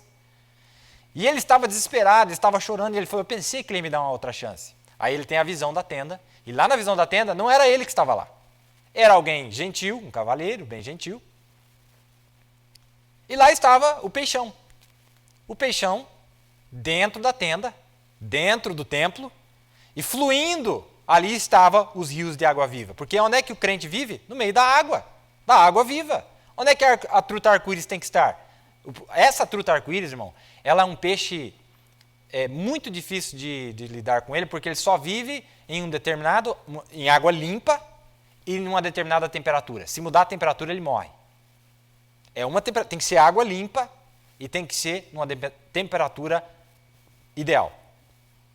Quando ele quis ver, onde é que está meu peixe? Onde é que está a minha truta arco-íris? Um cavaleiro bem gentil foi até a plataforma e disse, enquanto o irmão Branham está descansando, só por uns momentos, ele disse, nós vamos chamar a fila de oração. Em outras palavras, agora quem estava lançando a linha da terceira puxada, quem estava fazendo a fila da terceira puxada, fazendo a linha da terceira puxada, não era o irmão Branham. Ele ensinou alguém a pescar. E lá estava o camarada jogando a linha dele lá. Vamos ver se ele conseguiu pescar alguém ou não, esse camarada. E eu olhei e que ficava para a minha esquerda, ia ser para a minha direita se eu estivesse parado na plataforma. E o profeta disse, eu estava no fundo olhando e ficava à direita do irmão. Do jeitinho que o profeta pescava, lançava a sua linha, a sua fila de oração, tinha alguém lá fazendo do mesmo jeito. Parecia que... Aí ele disse, nós vamos chamar a fila de oração, e disse, todos começando com cartão tal, fiquem à minha direita. Bem, eu notei que a fila de oração parecia que ela ia ao redor de toda a tenda, e lá na rua, tamanha era a fila de oração. Não era pequena também não, viu, irmão? Esse povo dos 4 cantos da terra aqui, um cavaleiro gentil que viria depois, o Espírito Santo sobre os povos, sobre o rio, não sobre o copo de água, não, mas o Espírito Santo sobre os rios de água viva, nos 4 cantos da terra, uma noiva eleita, um povo eleito. E olhei, e que ficava então para a minha esquerda, e lá ia ser a minha direita se eu estivesse parado na plataforma, ficava para lá. Tinha um pedaço de lona esticado lá, e detrás dessa lona tinha um edifíciozinho quadrado com cerca de 12 pés de largura para 20 pés de comprimento, algo assim. E eu olhava para lá. Então lá tinha um outro lugarzinho reservado, separado, tinha um grande templo, mas no meio daquele grande templo tinha um outro lugar reservado especial. E vi eles trazendo uma senhora numa maca, e tinha uma senhora lá pegando o nome dela e coisas num papel. Então teve alguém que chegou e pegou ela e fez passar por lá, e o próximo homem que passou estava de muletas. E vi eles passarem por aquele pequeno edifício, e do lado de fora, a senhora sai gritando no mais alto da sua voz, levando a sua maca. E então havia uma outra senhora no outro lado, que parecia ser uma mulher meio de cabelo escuro, e ela disse, o que aconteceu? Uma igreja lá perguntando, mas o que está acontecendo aí? Eu disse, eu simplesmente não sei. Ela disse, eu não consigo, eu nem ia conseguir dizer o que aconteceu. Ela disse, eu estava paralisada por 20 anos e olha, eu me sinto como se nunca tivesse estado doente. Parece que eu nunca fui doente. E bem aí saiu o homem, saltitando e pulando com as muletas em sua mão, e eu olhava aquilo. E bem aí. Agora tem uma coisa, note com atenção. Há uma diferença entre o anjo do Senhor e aquela luz. A manifestação de um e outro é diferente. Aí ele disse, porque eu ouvi algo se movendo, como faz quando ela aqui da plataforma, na noite, e como um fogo se mexendo, uma chama lambendo, e ela me deixou, a coluna de fogo me deixou, presta atenção, irmãos, me deixou, e ela desceu bem por cima daquela audiência, se parou em cima do topo daquele edifício pequeno, não do grandão, não das massas dos povos, mas lá do ladinho, lá tinha um predinho pequeno. Você viu que tinha uma fila enorme, mas ele só viu uma mulher e um homem entrando lá e sair curado. Então repousou em cima dele. Então quando ela repousou, este que estava parado junto comigo, detrás de mim, a mesma voz, a voz do anjo, ele disse, eu te encontrarei lá dentro. E esta é a terceira puxada. Mas ninguém vai saber nada disso. Então, se é da maneira que seria, o anjo disse para ele, ninguém vai ficar sabendo. Eu vou te encontrar lá, mas ninguém vai ver.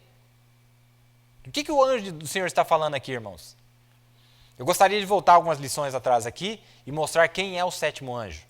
Mostrar para nós quem é o 7º anjo celestial. Que unção é aquela? O espírito de Elias. O espírito de Elias. O 7º anjo, aquele que o profeta disse que ele parou a Primeira Guerra Mundial. Como é que foi o profeta que parou a Primeira Guerra Mundial? O profeta tinha 5 anos de idade. E ele disse que o 7º anjo parou a Primeira Guerra Mundial. Irmão, vamos acordar. O 7º anjo celeste é ele que aparece em Apocalipse 7. E foi ele quem parou a Primeira Guerra Mundial. O irmão Brana tinha 5 anos de idade, não era o irmão Brana. Era o espírito, era um espírito que Deus estava usando para realizar primeiro uma obra nas denominações, mais tarde em seu profeta e mais tarde num grupo de pessoas. Leia lá para você ver. Está na mensagem, o propósito sexto da visita de Gabriel Daniel, ele disse, aquele anjo, aquele 7º anjo, foi quem parou a Primeira Guerra Mundial. E aí ele disse, o profeta disse, eu não entendo, mas por que lá dentro? Ele disse, não vai ser um show público desta vez, ninguém vai ficar sabendo. Ele disse, não entendo, ter ido naquele quartozinho. E ele disse, não está escrito por nosso Senhor, quando tu orares não sejais como os hipócritas que gostam de ser ouvidos diante dos homens, mas entrais no quarto oculto e ore ao Pai que vem em secreto, e ele que vem em secreto vai te recompensar abertamente? É perfeitamente a Escritura, toda vez é. Eu disse, eu entendo. Então ele me levou para esse lugar e me pôs no quarto onde eu estava, então me disse o que fazer pela terceira vez. Isso aqui está na mensagem que é uma visão do dia 8 do mês 4 de 1956. Eu li tudo isso para vocês, para mostrar quem é o peixe. Quem era o peixe? Quem era a truta arco-íris que o profeta desejava tanto ver? Ele queria fisgar aqueles camaradas. Irmão, não é muito não, Mas tem gente fisgada aí, viu? Não só fisgada, mas está pescando outros. Igual ele disse para Pedro. Ele que vivia fisgando peixe, ele disse, agora eu te fisgo e depois você fisga mais outros. Eu te dou as chaves do reino e você vai lá e pega mais outros. Eu vou te ensinar a pescar e depois você vai lá e pesca e ensina outros a pescarem. Meu irmão, esse era o propósito de Deus. O sétimo anjo, ai meu Deus, eu gostaria de varar a noite aqui agora. Esse sétimo anjo celestial, irmão, esse sétimo anjo celestial é o espírito de Elias. É o espírito de Elias. Agora, irmão, o espírito de Elias não é o espírito de William Branham. William Branham é aquele que nasceu aqui embaixo, aquele vaso de carne. Mas este espírito é aquele espírito prometido por Malaquias 4, 5 e 6, que primeiro viria num profeta e depois viria em um povo. Este é o sétimo anjo. E o profeta disse na mensagem às eras da igreja, que em Apocalipse 11, 15, aquele anjo que aparece, aquele sétimo anjo que aparece, não é o terreno, é o celeste. Mas onde é que ele vai estar? Onde é que aquela unção vai estar? Ai, meu Deus. Você viu no começo da lição aqui, que a escritura que eu usei para vocês, foi Zacarias 4 e o profeta disse que aquelas duas árvores que forneciam o óleo para o candelabro eram Moisés e Elias. Lembra? Lembra que nós falamos isso, Zacarias? Ué, mas irmão Billy, o profeta também disse que é Moisés e Elias, como nós sabemos, mas aqui eu acabei de ler para vocês que é a igreja judia e é a igreja gentia. Em outras palavras, aquele espírito estaria nesse povo, irmão, o espírito de Elias. Tudo bem. Não consegui chegar nem perto da onde eu gostaria de ter chegado e nosso tempo aqui já está estourando, não é verdade? Mais algumas coisinhas aqui e nós vamos ter que dar uma continuidade. Mas deixa eu continuar no livro de Ezequiel para fechar o pensamento. Por que eu expliquei tudo isso para vocês, irmãos? Por quê? Vamos lá. Ezequiel 37, deixa eu ver se eu acho aqui. Vamos economizar tempo, depois você lê o capítulo inteiro. Ou 47, aliás. Ezequiel 47, que nós estávamos lendo. Aqui, ó. Vamos ver. Aqui, ó, no verso 9. Está falando que os rios de água viva, não é? Os rios de água viva sarariam as águas, não é verdade? E será que toda criatura vivente que vier por onde quer que entrarem esses dois ribeiros, está vendo os dois ribeiros aí? E será que toda criatura vivente que vier por onde quer que entrarem esses dois ribeiros, noiva hebreia, noiva gentia, viverá e haverá muitíssimo peixe. Irmão, eu estou falando de que tempo isso aqui? Estou falando do milênio. Estou falando do milênio. E estou falando de algo que já aconteceu na sétima era, quando se refere ao homem, e algo que vai acontecer lá. E será que toda criatura vivente que vier por onde quer que entrarem esses dois ribeiros, viverá. E haverá muitíssimo peixe, porque lá chegarão estas águas, e sararão, e viverá tudo por onde quer que entrar este ribeiro. Será também que os pescadores estarão junto dele, desde En-Gedi até En-Eglaim. Haverá lugar para estender as redes. O seu peixe, segundo a sua espécie, será como o peixe do mar, grande em multidão excessiva. O que representa o mar? Povos. Pois é. Mas as águas, os espíritos desses povos serão sarados, serão curados. Quando, irmão Billy? Lá. Mas tudo bem, nós temos muito mais texto para cobrir e eu não quero jogar muita informação para vocês, eu não quero ultrapassar a linha aqui, porque senão nós realmente nós vamos falar muita coisa e as pessoas não conseguem captar. Mas tem mais um verso que eu gostaria de ler para vocês nas Escrituras, e o profeta menciona ele. Isso aqui está na Zacarias 14, falando do milênio também. Aparece essa mesma visão. Eu citei Zacarias 47, ou Ezequiel 47, Apocalipse 22. E agora eu vou ler mais uma escritura para vocês. Zacarias 14, 8 e 11. Livro de Zacarias, capítulo 14.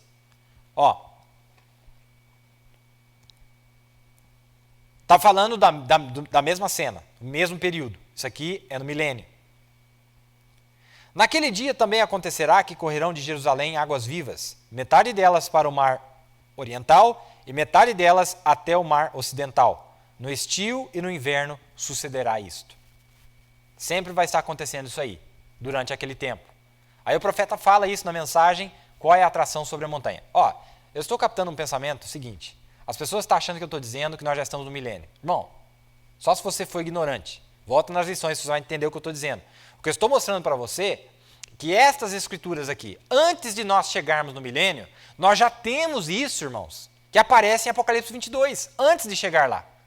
Eu não li para vocês aqui aquele dia no Calvário, Jesus dizendo, aquele que beber desta água, aquele que crer, sairão dele rios de água viva.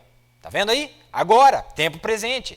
E o profeta disse na mensagem aquele dia no Calvário, você pode compartilhar vida eterna. Mas eu estou mostrando para vocês que a mesma cena aparece lá no milênio. Eu estou falando muita coisa aqui, irmão, entre as linhas aqui. Eu espero que você esteja captando. O que eu estou dizendo é que existe um rio de águas vivas, que estará no milênio, e lá vai ter o mar que precisa ser sarado. Entenda, interprete do jeito que você quiser. Lá tem um mar que precisa ser sarado. E eu estou dizendo que tem o rio de águas vivas que estará presente lá, que sai de dentro do trono de Deus, os tributários. E eu só sei dizer para vocês uma coisa, onde tem árvore plantada perto desses rios de água viva, a árvore é verde, tem companheirismo, tem gozo, tem doutrina, tem a vida eterna, tem tudo isso. E você pode dar do seu fruto, você pode dar da sua folha, você pode dar da sua casca, você pode dar da sua vida. Eu estou falando que algo que começa aqui já está presente, Jesus Cristo mesmo ontem, hoje e para sempre, futuro. Por que será que o Mobile está falando tudo isso sobre o milênio, hein? Por quê? Irmão, eu gostaria de entrar aqui. Como que eu gostaria de entrar aqui para vocês e realmente... Eu tenho que falar isso para vocês, que eu não aguento segurar para o próximo programa, porque eu tenho mais uma grande matéria para cobrir. Irmãos, presta atenção. Se você está me assistindo agora, irmão, eu vou abrir um parênteses aqui no meio. Eu tenho que pular um pouquinho a minha lição aqui. Anota aí, irmãos. Anota. Anota aqui que eu vou falar para vocês. Antes de falar isso, eu só vou terminar o que o profeta explica sobre essas águas aqui, tá bom? Está na mensagem qual é a atração sobre a montanha. Ele diz assim, olha... Naquele dia também acontecerá que sairão de Jerusalém águas vivas, metade delas para o mar oriental e metade delas para o mar ocidental. No verão e no inverno sucederá isto. Interpretação do profeta, o evangelho indo adiante. Ambos judeus e gentios. Espera aí, irmão. Evangelho dos judeus e dos gentios. Essa água saindo para o mar, para curar o mar. Irmão, chegamos lá. Isso aqui está na mensagem que eu acabei de ler, qual é a atração sobre a montanha. Agora está aqui a parte especial. Aqui está a parte principal que eu queria chegar. Ezequiel 47, meu amigo, minha amiga, meu irmão, minha irmã. Zacarias 47 está retratando o trono de Deus no milênio e o rio saindo lá. E fala onde é que ele vai atingir, onde que ele vai chegar e onde ele passar ele traz a cura. E o que é essa água, irmão? Que água que é essa? O que Jesus disse para a samaritana? Vida eterna. Vida eterna. Ai, meu Deus, me ajuda aqui, me ajuda. Olha aqui, meu irmão, meu querido irmão. Eu pensei que alguém ia me escrever me mostrando isso aqui. Mas ninguém falou nada, então eu vou falar para vocês. Na mensagem, o 7º selo, e na mensagem às eras da igreja, sabe o que o profeta diz para nós?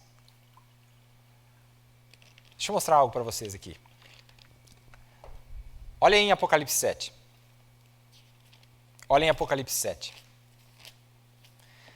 Apocalipse 7, irmão, a partir do verso... Aí mostra quem? Aqueles que receberam o selo de Deus. Aqueles que receberam essas águas. Aqueles que receberam o Espírito Santo. Aqueles que receberam a vida eterna. Tá bom? Esses são eternos, recebem a vida eterna, porque diz que estão assinalados.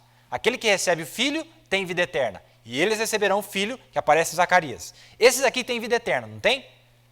Irmão, capta? Presta atenção, se esforça aí. Esses aqui têm vida eterna. Quem são eles? 12 tribos. 12 tribos. Quais tribos? Quais tribos? Aí aparece a seguinte tribo. Judá, Ruben, Gade, Azer, Naftali, Manassés, Simeão, Levi, Issacar, Zebulon, José, Benjamim. Opa, tem alguma coisa errada aí. Tem alguma coisa errada aí. Está faltando 2 tribos aí. Não tem 2 tribos aí. E sabe quem são essas tribos? Vamos olhar no nosso quadro aqui. Essas tribos, meu irmão, olha aqui. Era o cabeça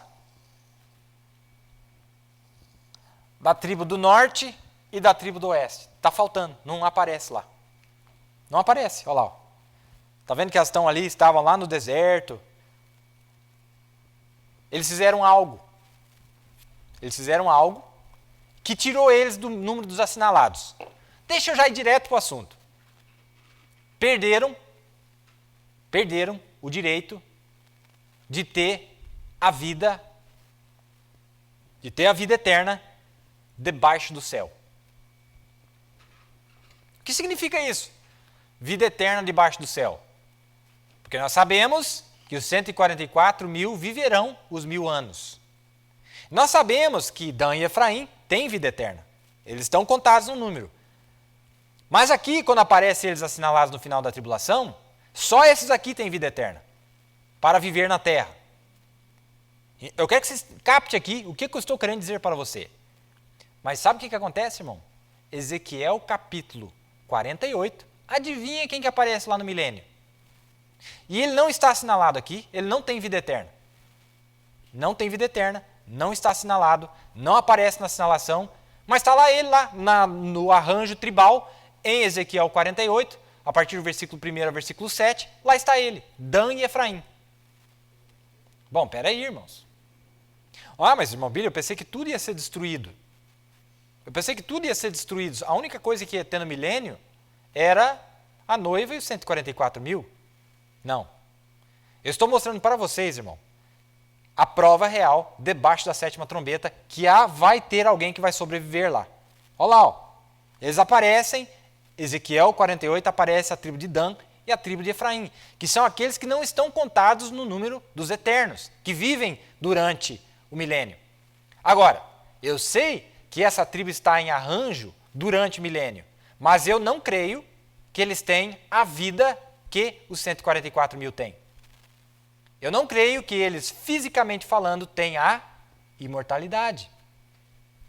Eu pensei que alguém ia citar isso para mim. Olha o que o profeta diz aqui, ó.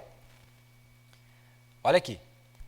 Sabe por que eles estão contados fora, irmãos? Por que eles não vão passar o milênio? Porque eles não têm a vida eterna aqui, já antes do novo céu e da nova terra? Por quê? Porque lá atrás, Jeroboão edificou em Siquém, no monte de Efraim, e edificou a Penuel, e ele disse, Jeroboão disse em seu coração, agora tornará o reino à casa de Davi. Se este povo subir para fazer sacrifício na casa do Senhor em Jerusalém, o coração desse povo se tornará ao Senhor, a Roboão, rei de Judá, e me matarão, e tornarão a Roboão, rei de Judá. Assim o rei tomou conselho e fez 2 bezerros de ouro e lhes disse, muito trabalho vos será subir até Jerusalém, vês aqui teus deuses, ó Israel, que te fizeram subir da terra do Egito. E pôs um em Betel e colocou um em Dan. E este feito se tornou em pecado, pois que o povo ia até Dan para adorar o bezerro. Então essas 2 tribos caíram na adoração de imagens lá nos dias de Jeroboão, que foi nos dias seguintes após Salomão. Já lá dividiu-se as tribos e essas 2 tribos entraram em adoração pagã, adorando os bezerros. Qual foi a penalidade deles? Vamos ver qual que é a penalidade deles? Tá bom. Deus não vai apagar de cima do céu. Deus não vai tirar do seu conselho essas 2 tribos, mas ele deu uma penalidade para eles. Qual é a penalidade? O 7º selo. Parágrafo 225. Agora, todos, quando ele os chamou lá, os 144 mil, eles estavam faltando. É verdade, eles nem sequer estão numerados lá. E José e Levi são postos no lugar de Dan e Efraim. Viu lá em Apocalipse 7? No lugar de Dan e Efraim, aparece José e Levi. Agora, você pode olhar, bem aí, está diante de você, está vendo? E aqui está a promessa de Deus, lá atrás, centenas e centenas de anos antes disso. O que aconteceu? Agora, eles foram purgados durante o tempo da terrível tribulação. Agora, se Deus vai purgar aquela virgem que era uma boa mulher, mas ela simplesmente falhou em conseguir óleo na sua lâmpada, e ele vai purgá-la através da perseguição lá. Ele coloca aquelas tribos lá para a mesma coisa. Do que o Mobile está falando? O Mobile está falando o paralelo entre o sétimo selo e a sétima trombeta. Você lembra aquele remanescente que apareceu lá? Aquele remanescente, Canaã? Lembra? Ou Cão? O pecado que atravessará através de Cão, falando dos gentios. E agora eu estou mostrando para vocês aqui que sobra, além dos 144 mil, aparece outras duas tribos lá, que não estão contadas entre o número daqueles que têm a vida eterna. E ele vai purgá-los através da perseguição, ele coloca aquelas tribos lá para a mesma coisa, e purga elas durante o tempo da tribulação, porque é uma purgação, é juízo. Mas vocês vejam aqui vem os 144 mil depois da purgação de Israel, e aqui surge também as virgens nécias purgadas e tinham vestes brancas também, está vendo? O quão perfeito, o quão maravilhoso é? Está na mensagem do sétimo selo, a partir do parágrafo 225. Ele fez um paralelo mostrando, está vendo? Ó, dos gentios, tem um grupo que precisa ser purgado porque fizeram algo. Deixaram de ter óleo nas suas lâmpadas, não tiveram o selo de Deus, não receberam o Espírito Santo, que é a vida eterna. Então elas são purgadas e elas aparecem na segunda ressurreição. Mas no caso dos judeus,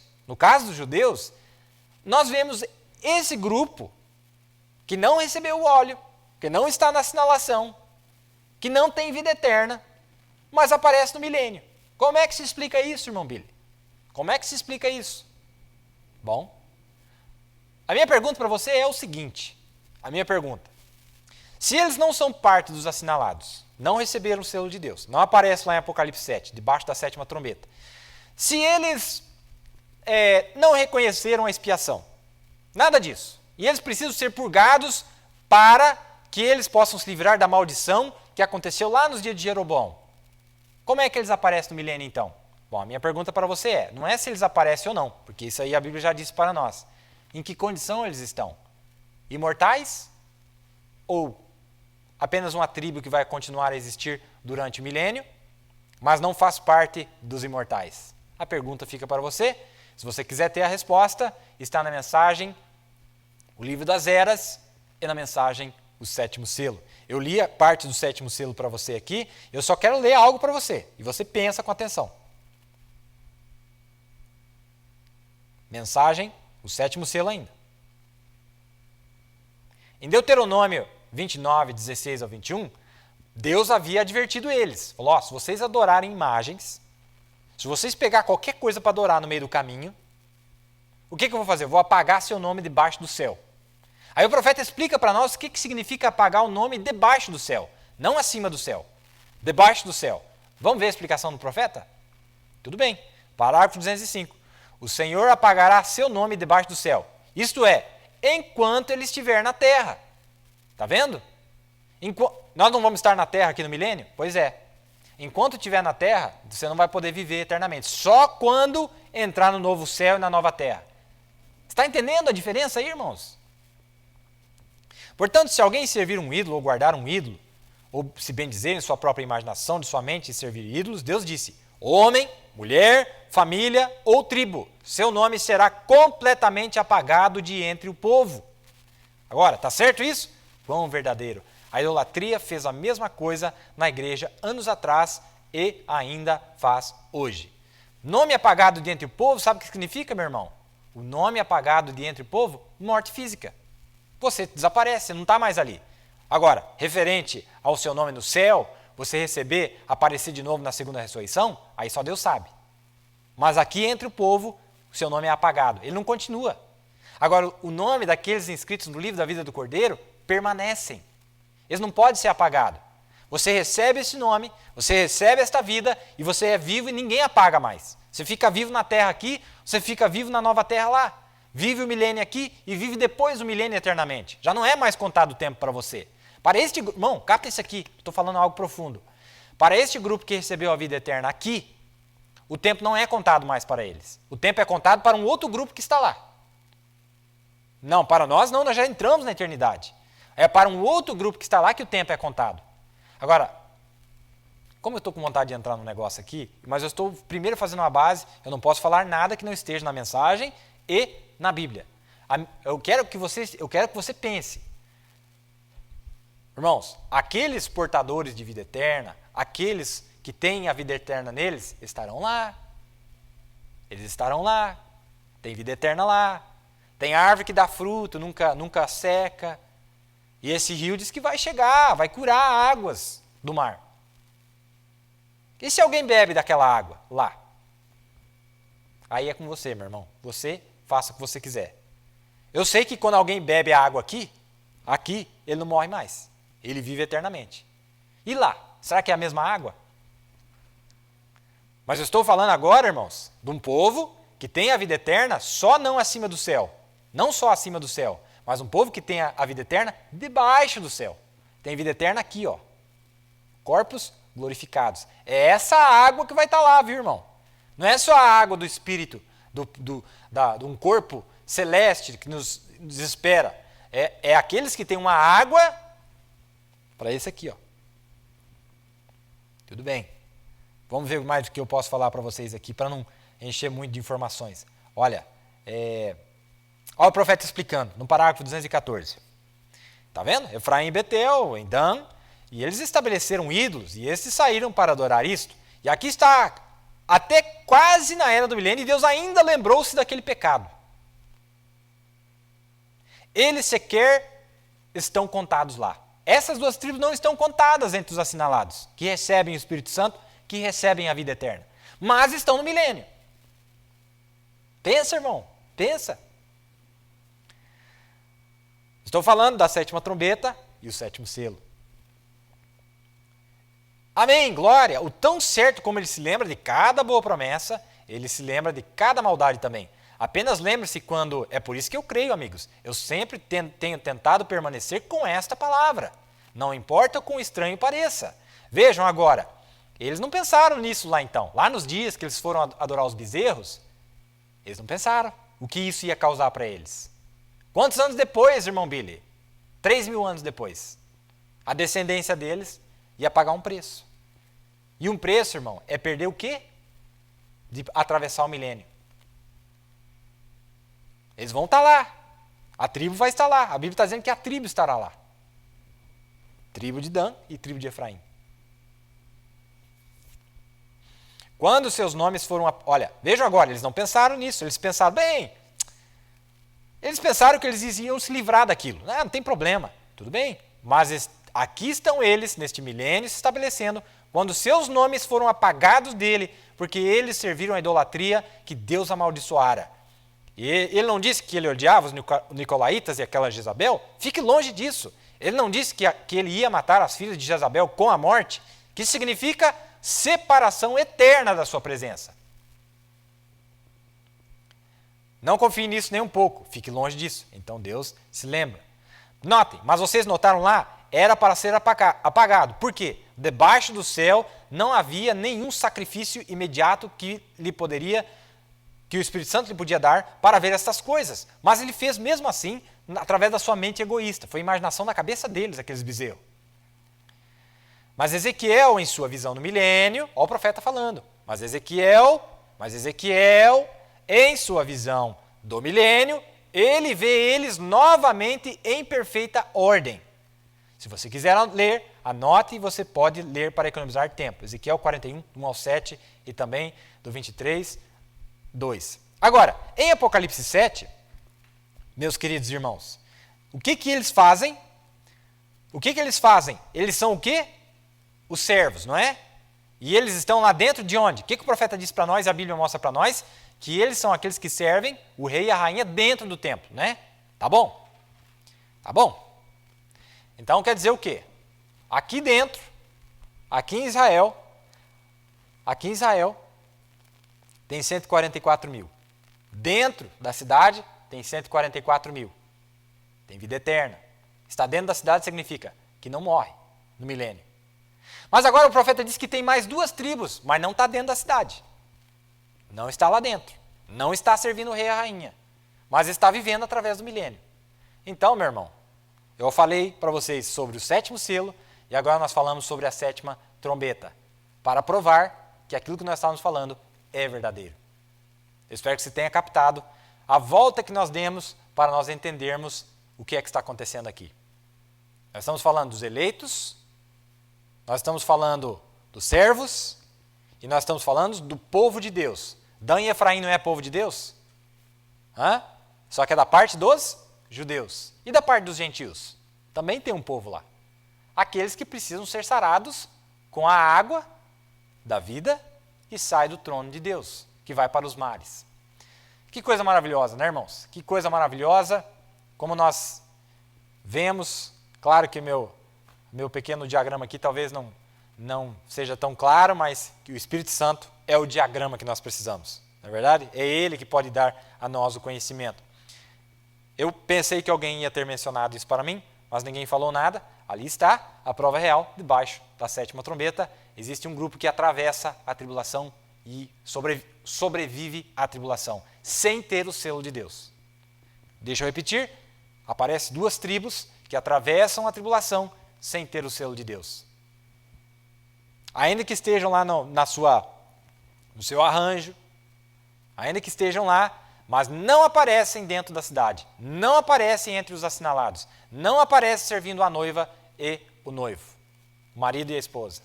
Vamos para o nosso fim aqui, que nosso tempo realmente estourou, mas eu tenho certeza que foi bem aproveitado. Já são 10 horas. Vamos ler aqui os irmãos que nos acompanharam.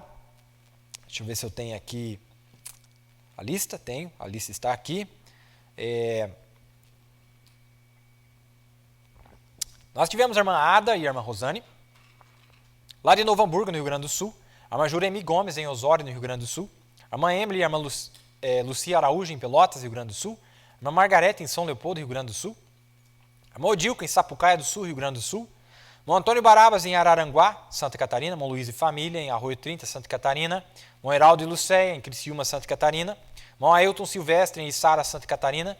Irmão Luiz e família, em Itajaí, Santa Catarina. Irmão Daniel Maia e família, irmão Cristiano e irmã Aline, em Joinville, Santa Catarina. Irmão Ezequias e a irmã Gisele, em Tubarão, Santa Catarina. Irmão Laudair e sua família, em Videira, Santa Catarina. Irmã Lídia, em Araucária, no Paraná. O pastor Silvio Mendes e a sua família, irmão Edson e a irmã Sueli, lá em Assis Chateaubriand, no Paraná. Irmão Manuel Arantes, irmão Dorival Firmino, em Bela Vista do Paraíso, no Paraná. Pastor Raimundo Maia, o pastor Eliezer e família, irmão Olivir e a irmã Maria, em Cascavel, no Paraná. Irmão José e a irmã Raquel, em Colombo, no Paraná. Irmão Norberto, a irmã Sandra, a irmã Viviane, irmão Sebastião, a irmã Regiane Munhac, irmã Maria Donatir, irmão Wilson, irmão Miguel, a irmã Laide, irmão Josué, a irmã Edson, a irmã Marcela, a irmã Regiane, a irmã Terezinha, em Curitiba, no Paraná. Irmão Juarez e a irmã Cladir, em Enéas Marques, no Paraná. Irmão Manuel e sua esposa, em Fazenda Rio Grande, no Paraná. Irmão Guiomar, a irmã Guiomar, a irmã Maria, a irmã Lindalva, em Guaíra, no Paraná. Irmão José e família, em Jataizinho, no Paraná. Irmão Eduardo e a irmã Miriam, em Londrina, no Paraná. Quero mandar um abraço especial para a família do irmão Juraci. Estamos aqui crendo na sua recuperação completa. Que Deus continue abençoando nosso amigão lá, né? Preparou tudo para nós lá, deixou o ar-condicionado prontinho para receber os servos de Deus na sua casa. Tenho certeza que Deus... Nós estamos falando dos rios de águas vivas. Quanta água passou lá? Essas mesmas águas podem trazer a cura para o nosso irmão completamente. Vamos crer assim, não é verdade? Irmão Rocha e a sua esposa, em Maringá, no Paraná. Irmão Arma Ruth e seus filhos, em Pinhais, no Paraná. Irmão Eliseu, irmã Vanessa, irmão Hélio, irmão Edson, irmã Jerusa, irmã Raquel, irmã Rosângela, irmão Rubens Brito e família, irmã Emily Brito, irmão Joglair, irmão Pascoal e família, irmã Tereza, irmão Wesley, irmão José Ferreira e família, irmã Dalete, irmã Maili, irmã Sabrina, irmã Isabelle e família, irmão Moisés e família, irmão Daniel e família, irmão Pedro e família, irmão Guilherme, São José dos Pinhais, no Paraná. Irmão Anésio, irmã Neuza, irmão Hélio, irmão Vinícius, lá em Serra Morena, no Paraná. Irmão Roberto, a irmã Priscila e família, irmã Luciana Bauman, irmã Maria Bauman, e família, irmão Alex Santos, irmã Jaqueline, irmão Ademir e família, irmão Jair Oliveira, irmã Vilma, irmã Clarice, irmã Ana Benedita, irmão Vanderlei, irmã Miriam, irmão Legário e família em Toledo, no Paraná, irmão Gentil Guilherme, em Caieiras, em São Paulo, irmão Aparecido e família em Cosmópolis, em São Paulo, irmão Edivaldo e família em Itapevi, São Paulo, irmã Dulce e família, irmão Eber, irmã Cátia Corrêa, irmão Samuel, irmã Ruth Lima, em São José dos Campos, São Paulo, irmão Josi e família em São Paulo, capital, irmão Wilson e família, irmão Odete e família, irmão Enoque e Vilcilene, irmã Vilcilene, irmã Lindsay, irmão Eliu Ferreira, irmão Antônio Mercado e família em Campo Grande, no Mato Grosso do Sul. Um abraço para o pastor Alexander Fernandes, da cidade de Cariacica, também Espírito Santo. Irmão Israel Dutra, de Pinheiros, no Espírito Santo. Irmão Isaac e família, irmã Carla e Rebeca, irmã Nilva Lemos, irmão César, irmão Eli e família, irmão Zane Maria, irmão Ricardo, irmã Esther, irmã Daniela e família, irmão José Wilson e Vanilda, em Belo Horizonte, Minas Gerais. Só mais uma coisa. Se você quer dar amém à palavra de Deus, aperta aí embaixo, tá? É importante para nós. Aperta aí embaixo aquele sinalzinho assim, que eu vou entender, nós entenderemos que é um amém que você está dando à palavra de Deus. Se você não deu amém, pode dar no negativo, também não tem problema. Irmão Carlos Luiz e família, irmã Érica e família de Contagem, Minas Gerais. Irmão Gilson Ferraz, de Cristina, Minas Gerais. Irmã Elizabeth, de Garapé, Minas Gerais. Irmão Arte, irmã Márcia, irmão Mateus, irmã Larissa, de Piúna, Minas Gerais. Irmão Edson e a irmã Raquel, de Juiz de Fora, Minas Gerais. Irmão José Batista, de Lagoa Santa, Minas Gerais. Irmão Jesus, a irmã Geisa e a irmã Helena, em Pouso Alegre, Minas Gerais. Irmão Antônio e família, em Ribeirão das Neves, Minas Gerais. A irmã Ângela e irmãs, em Sabará, Minas Gerais. A irmã Sara Lopes e filhos, em Santa Luzia, Minas Gerais. Irmão Zezé, em Uberlândia, Minas Gerais. Irmão Valdir, de Brasília, Distrito Federal. A família Gomes, lá em Montevidéu, no Uruguai. Também na igreja, o irmão Marcelo, Christian, irmão Eres, irmão Devair, irmão Josué, irmão Hugo, irmão Valdir, irmão Tiago, estão aqui na equipe técnica fazendo esse trabalho maravilhoso para vocês. Também nos acompanhou, eu creio que tem mais ouvintes aqui, né? Tem mais ouvintes. Vamos ver aqui, só mais um minutinho, ver os irmãos que nos acompanham. Seu nome não foi mencionado, mas Deus sabe que você está aí, não é verdade? Veremos aqui. Realmente, tem mais mesmo. Irmão Anderson e a irmã Elionai, em Curitiba, no Paraná. Irmã Valdirene, irmão Rafael e irmã Rosa, em Toledo, no Paraná. A irmã Miriam Silvério, em Belo Horizonte, Minas Gerais. Irmão Marcos e família, em Recife, no Pernambuco. Esses foram os irmãos que nos acompanharam. Foi um prazer enorme estar com vocês de novo. Irmãos, essa lição que eu passei para vocês hoje, me desculpem, ela é um pouco mais pesada, algumas partes dela, mas eu tenho certeza que o Espírito Santo vai te ajudar a entender. Eu tenho que passar por esses caminhos aqui, porque senão não conseguimos passar para as lições conseguintes. Então, eu espero que vocês tenham captado. O meu tema hoje foi o rio e o mar. Há uma diferença entre o rio, há uma diferença entre um povo que está no rio e há uma diferença entre um povo que está no mar. E há algo maravilhoso aqui, que quando nós chegamos no livro de Apocalipse, lá no capítulo 20, lá diz que o mar entregou os seus mortos. Não é verdade? Lá aparece isso aí, que o mar entregou os seus mortos. Significa, mas o rio não. O rio não precisa entregar morto nenhum. O Espírito, ninguém morre. Esse rio, Jesus disse, olha, esse aqui é vida eterna. Está entendendo? Tudo bem. Mas, vamos lá então. Foi um prazer estar com vocês nesta noite. Como eu disse para vocês, se vocês não entenderem, voltem na lição. E meus diagramas aqui, vou tentar melhorar eles cada vez mais, para que vocês entendam de uma maneira mais especial. Mas lembre-se, a truta arco-íris que o profeta queria fisgar, ele fisgou. Não é verdade? Ele fisgou. Já está na terra e já estão em rios de água viva e estão aqui trazendo mais. Não é verdade? A vontade do profeta, o desejo do profeta está se cumprindo. A visão daquela grande reunião, onde a coluna de fogo desceu sobre aquele lugar, estava sobre aquele homem, aquele gentil cavalheiro. Eu espero que você possa estar identificando onde está esse gentil cavalheiro hoje. Você lembra? Olha a mensagem, lê irmãos. A vinha, plantando a vinha e onde plantá-la. Plantando a vinha e onde plantá-la. Bom, A Bíblia diz, bem-aventurado é aquele que não se assenta na roda dos escarnecedores, não é verdade? Mas, se Deus conseguir te arrancar daí, dessa incredulidade, desse lugar que você está, e colocar você num lugar... Eu não estou falando de uma igreja não, viu, irmão? Não é não, eu estou falando de uma palavra pura, porque a palavra de Deus é a água da vida. Jesus disse, as minhas palavras, a palavra que veio através de um profeta vindicado por Deus, entendeu? É isso que eu quero que você entenda. Onde é que está jorrando essas águas? Não de um poço. Onde é que está jorrando essas águas? É ali que você tem que estar. Você tem que estar plantado junto a essas águas. Tem que estar vindo de algum lugar. Porque aqui nós vimos, irmão, que as águas saíam do trono de Deus. Quem é o trono de Deus? Onde está o trono de Deus? Quem que está sentado sobre o trono de Deus? Debaixo do trono de Deus saíam as águas vivas. É ali que eu quero estar.